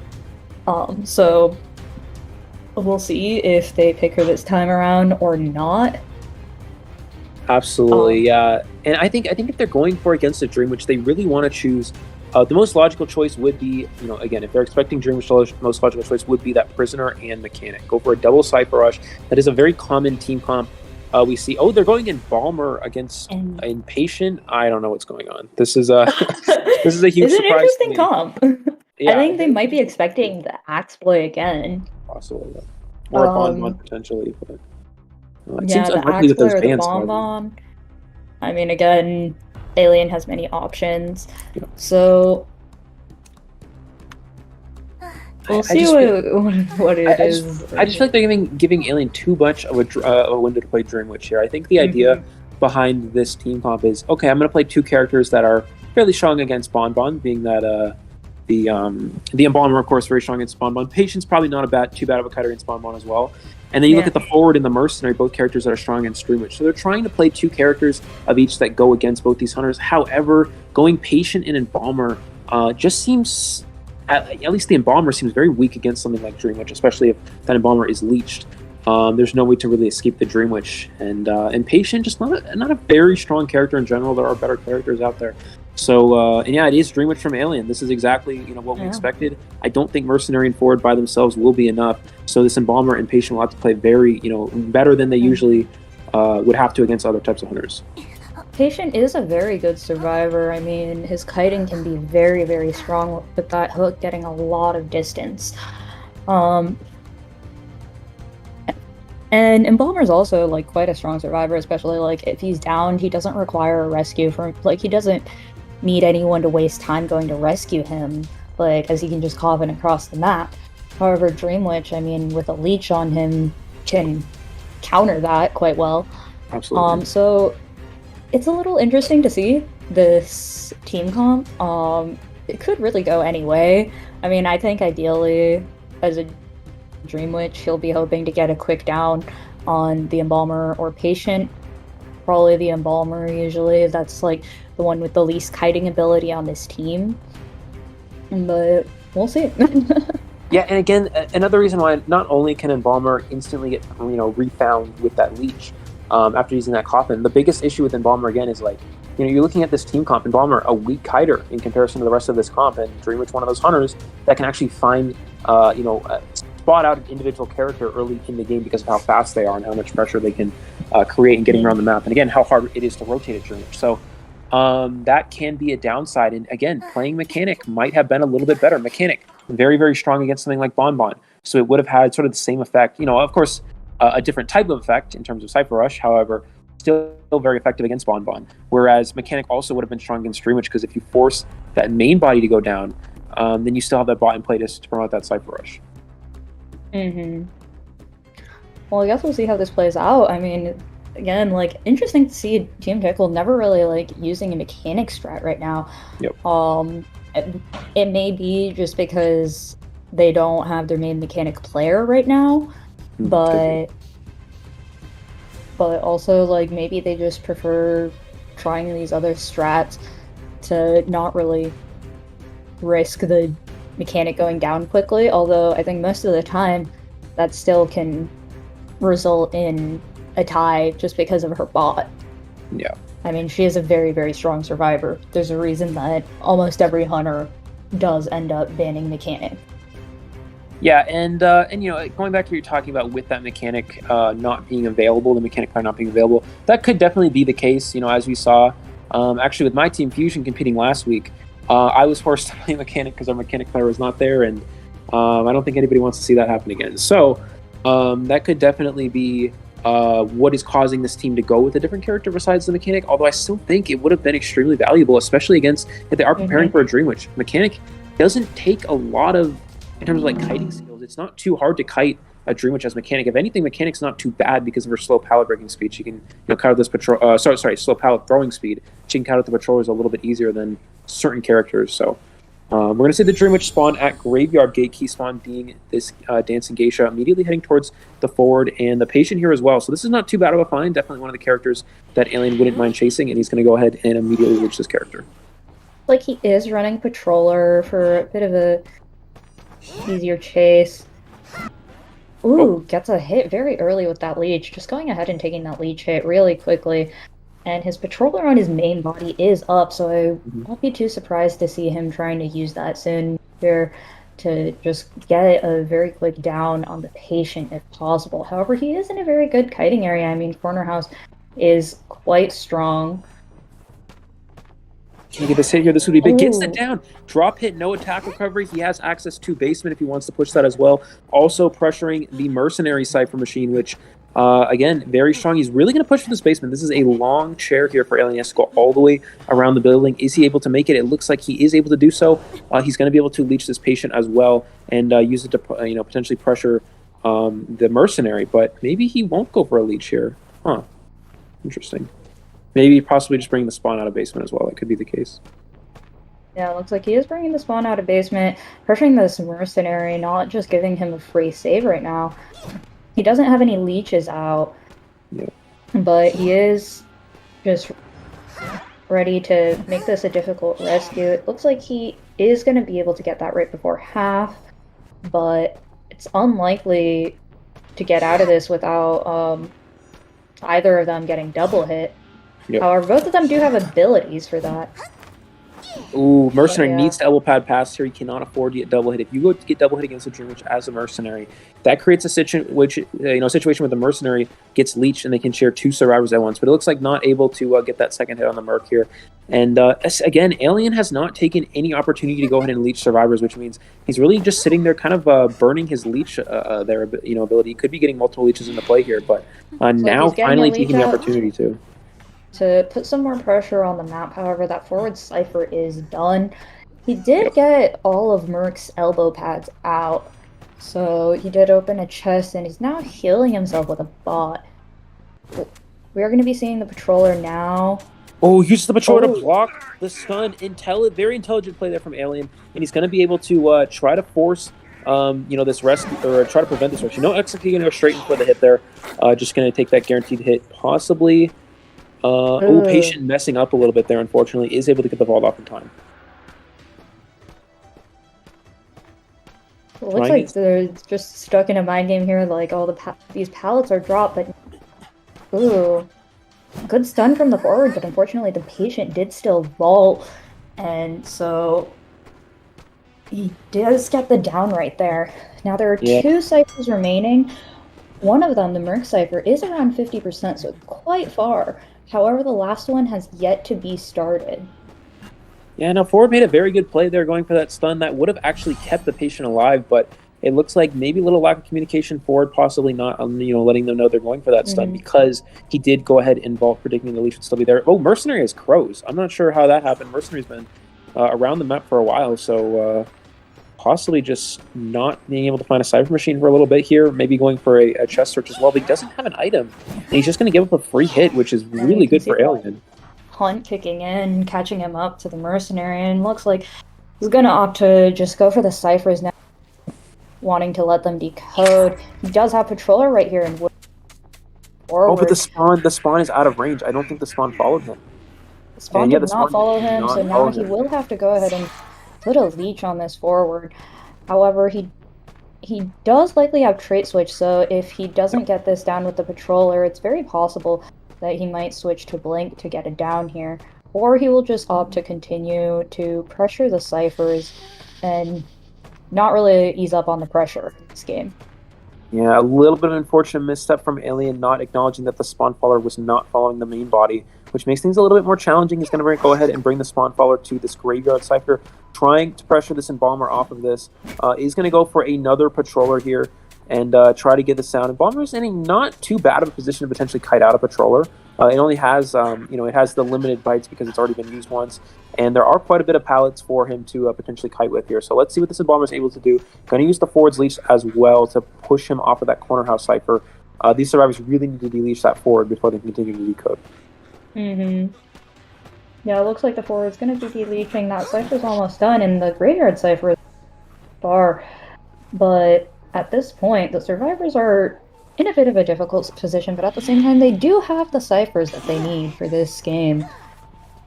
There are 3 Cyphers that are quite worked on, and one of them's about to pop, the Embalmers. Corner house one is very far. Yep. A beautiful trap in there from iAlien, using that leech follower to force the Mercenary into vaulting. I think it would have been a little bit better if the Mercenary went ahead and dropped down and potentially kited towards those middle pallets, but instead dropping out that window exactly where the spawn follower is waiting for him. He's going to put him on the rocket share, and you see the downside to these survivors not going for any heals. They've been really trying to rush down the Cypher machines. They've been prioritizing Cypher Rush over deleaching and healing, and that is one of the ways that can really hurt you against a Dream Witch here. And we're going to see the forward potentially try to make... No, it looks like Embalmer trying to make the save here. And is the Cypher machine primed? I think it is. Looks like he's putting the coffin right there so that... Oh, they do pop the Cypher. Looks like... Too late, though. He is going to go ahead and pick himself up. I mean, like, coffin right there. But, I actually think that's a good play. The reason why is because it buys a little bit more time for the forward to potentially push this gate. He does have teleport, which is going to force the forward off of the gate. You need to teleport with that main body if you want to use that spawn follower, but looks like he's going to take his time to leech this Embalmer first. And this 4K is still in order for Alien, but forward not able to get the gate open in time. Wow. So this is still a possibility for him here. To be quite honest, what I expected was, since the Embalmer put his coffin right there, ooh, the forward does escape. What I expected was that since the Embalmer put his coffin, wait to the Cypher, let him cough it before the Cypher's pop, he would still have that 15-second tide turn with which he would be able to rescue the mercenary. However, since they popped that Cypher immediately, the Embalmer went back down, and when he coffined right there, he didn't actually get to go anywhere. So which is why I think it was an interesting play to go ahead and coffin. Because although it bought some more time for the forward, it was still just conceding the Embalmer's position right there, whereas maybe if he had waited, I mean he'd probably still get cheered nearby, so it was a difficult position for them, I think. Yeah. But very no, that's well played, Alien. Yeah, very well played indeed. Very good point there, Win. Exactly. If the Embalmer uses that coffin again, for those of you who don't know, if the Embalmer uses his tide turner after the last Cypher machine has been popped, there is or uses coffin after the last Cypher machine has been popped, there's no tide turner available. So that's only if the last Cypher has not been popped yet. So if they used the coffin and he was able to get tide turner before they popped the Cypher, as you said, then goes for the rescue, that guarantees him getting that rescue off. They can pop the Cypher machine, have 3 survivors up at the exit gates instead of only 1 in that instance, right? So that can have easily turned into a draw for them, depending on how well the Dream Witch plays the endgame. Of course, Dream Witch's endgame very, very strong indeed, but it was a little bit of a misstep there, and a good job from Alien to take advantage of that mistake, capitalizing on that error, and securing a 3-person elimination in the 3rd round, which is not easy for a hunter.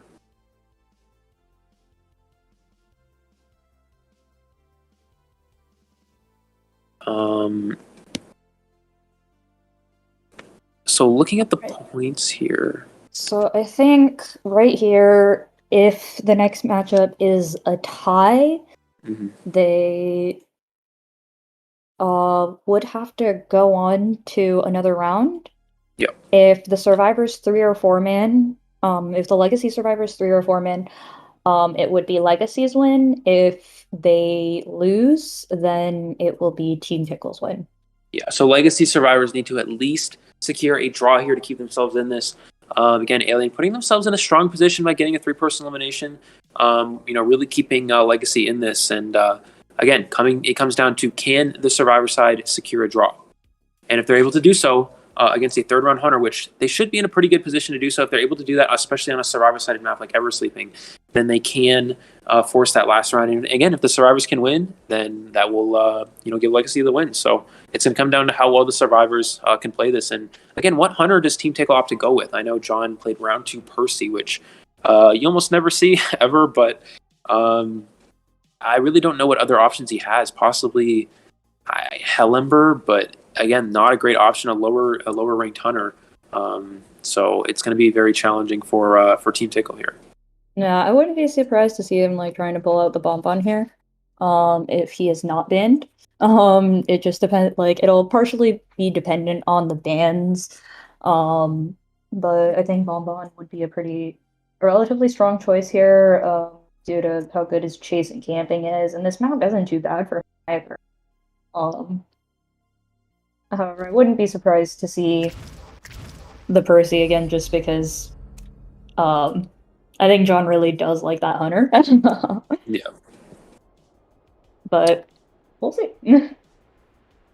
See. Yeah, so again, it's I'm interested to see what Team Comp Legacy goes for. Again, they could go for an Embalmer strategy. We talked about tie strategies, and that's something that Team Tickle was trying to go for last round. Unfortunately, wasn't able to get there. But they do have. I know Legacy has used Embalmer quite a bit in the past. It's a character they do like to use in the later rounds when trying to go for a draw. And Embalmer is also a character that can push for a win. If you down that Embalmer first and the hunter's already wasted their teleport, it forces them to change targets to a new survivor, which turns into a lot of time wasted. You can also use that coffin to rescue a survivor in the end game, putting the coffin on the exit gate, allowing them to get an escape there. There's so many cool plays you can do with Embalmer against a lot of round 3 hunters that can secure draws or wins. If you're going with that Embalmer strategy, it can be very beneficial. It really puts them in the driver's seat. But again, it depends on what Legacy opts to go for and what John opts to ban. I would imagine we're going to see probably something like Priestess, and I know John likes to ban Mercenary as well, so that's definitely an option. I'm actually interested to see if John bans Mechanic. I know he doesn't always do that, and the first bans are in. It looks like they ban Mechanic, Seer, and Mercenary. So Mechanic is banned. But with the Seer ban, it's looking like he wasn't really going for the Bomb pick. However, to be safe, Legacy did go ahead and ban the Sculptor and Bomb as well. I think they may be opting to go ahead and take Percy if that's what he chooses, or any of the other hunters to be safe right here.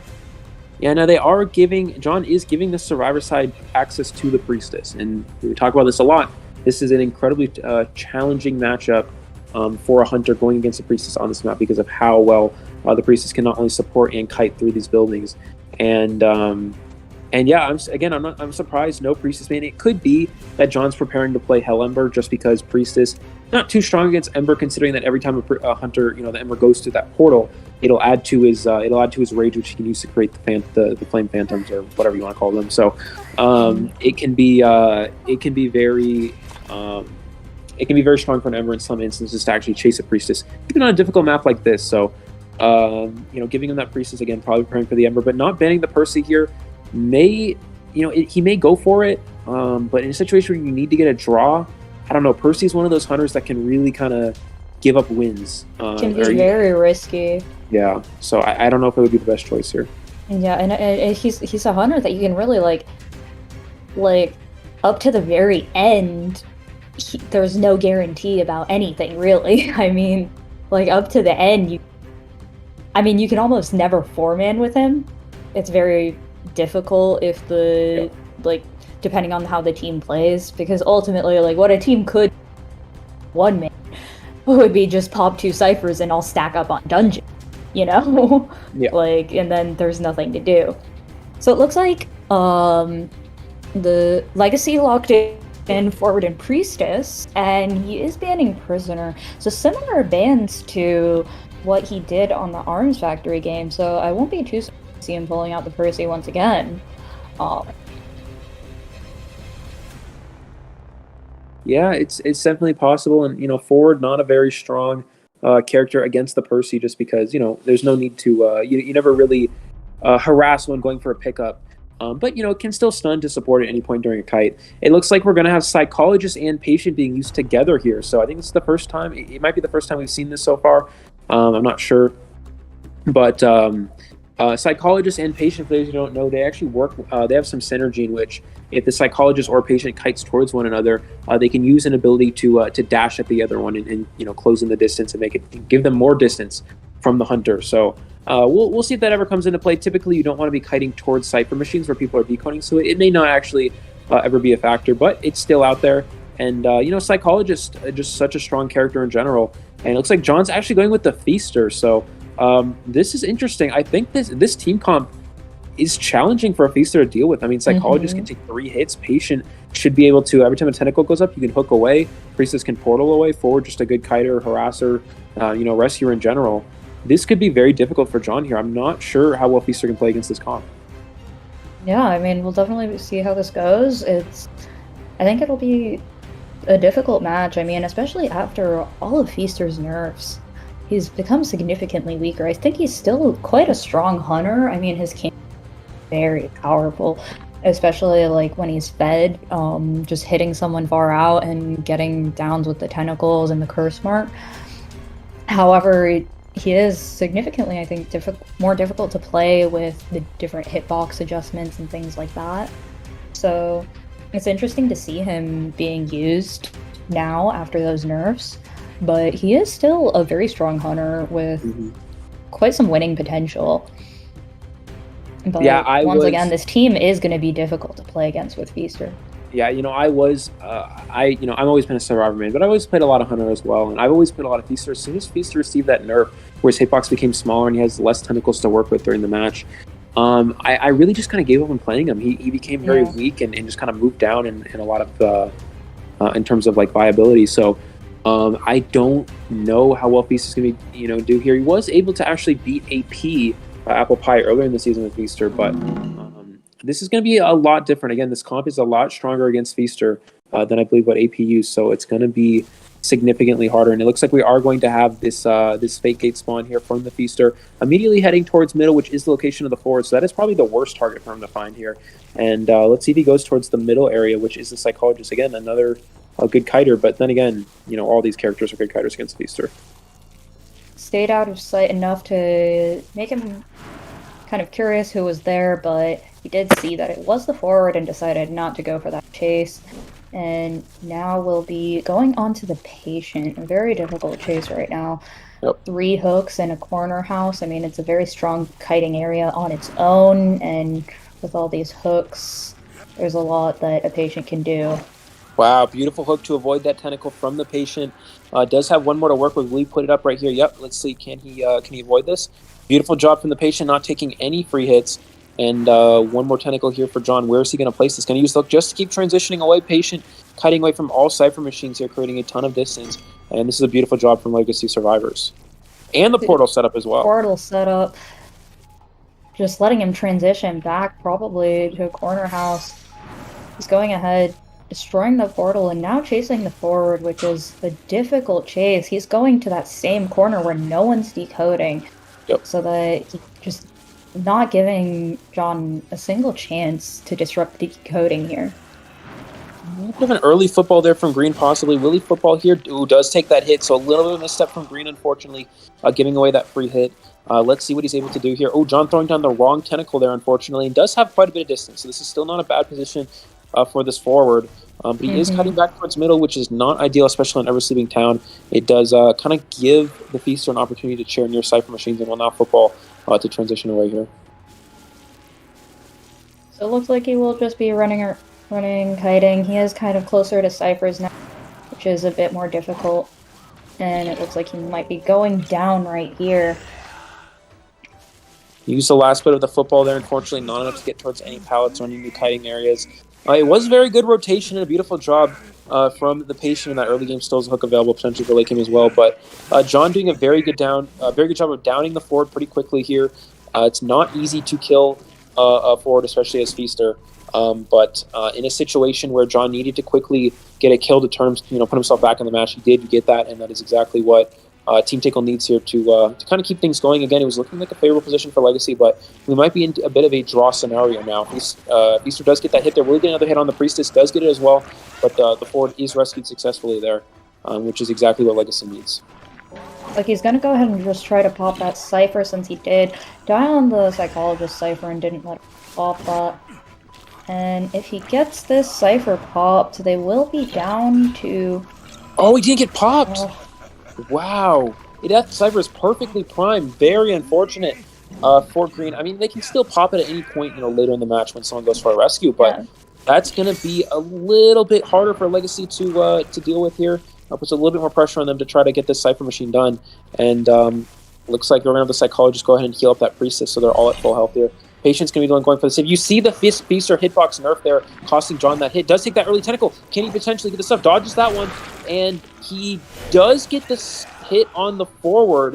But the forward was rescued, I think, by the Priestess or somebody, but does get the hit there. I think it was actually by the Patient, but he is going to go down. So now it's a difficult position for Legacy survivors because ideally they would want to win to just go ahead and end it here, but now they really just have to push for a tie at the very least. I mean, if they don't tie here, it's going to be over. So now the Priestess is going to be kiting. They do have the ciphers they need, however, one of them isn't that far. Yeah, it really comes down to does John have trade swap. He's going to go for the Tentacle. Excellent job from this Priestess, not giving away any free hits here. Unfortunately, no pallet to work with and does not have a portal, so this will be a tough situation. Maybe going to give up a hit here. And the Legacy survivors again trying to pop these ciphers. Looks like middle and also Dancing Geisha will be those last two cipher machines. Yeah, it looks like that cipher that he was trying to finish is basically primed. And the last cipher at middle is getting done quite quickly with accelerated decoding. Soon it will be done. However, the Priestess does go down before they get a chance to prime it, so one of them will be have to go for the save here as the cipher gets primed. Yeah, now something very crucial to point out is there's no basement at this corner house. Feaster is one of the best basement camping hunters in the game, so that is very, very big. That basement was not there. If basement was there, and John was able to get basement, it would have put Legacy in a very challenging position. Now he's going to get that hit, does get the down, they're going to pop the cipher. Now John dropped a peeper on the chair, and I don't agree with this, and the reason why is now he does not have trade swap as an option for a little while until these peepers recharge. He does trap the Priestess in here, which is a very nice job, but he could have chaired this Priestess and teleported to the Exegate if he had trade swap, but again, now he's going to switch, but now 20 seconds on the teleport because he dropped that peeper, and that might have cost him the 3-person elimination here. Yeah, it looks like that gate will get open before he can get to them. It's still another 13 seconds on his cooldown, and the gate is basically open right here. Yep. And they will be escaping for that tie, so it looks like we will be going into a 4th round for Legacy versus Team Tickle to see who will win. Yeah, and again, looking back, I think that actually, I want to highlight that point a little bit more. That one peeper dropped from John on that last chair there when the patient or the psychologist went for that instant rescue. If John does not drop a peeper there, I think there's a good chance he actually just wins the game. And the reason why is because he can instantly switch into teleport because there would no longer be a cooldown because he would have had full peeper stack to trade swap with. He chairs the Priestess and teleports to the Exegate, and I don't think any of those two survivors could have made that rescue in time back on that psychologist. So if he's able to hit any of those survivors with detention, then it would have been a 3-person elimination. So John, one little misstep dropping the peeper does cost him there, but a beautiful job by Legacy to at least secure the draw, which is exactly what they needed to keep these rounds going. And we're all tied up. All right. So I'm not sure if...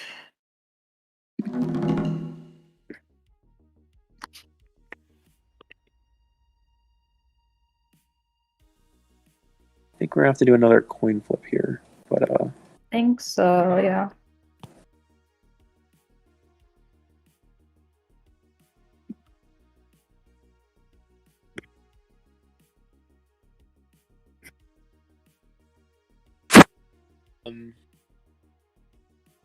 Okay, so I think we might have to... it looks like we're going to have to play this 4th round off stream. Unfortunately, this is typically what we do in these situations when there is a 4th round tiebreaker. So we're going to go ahead and play this match right after this. We do have to end the stream here, unfortunately.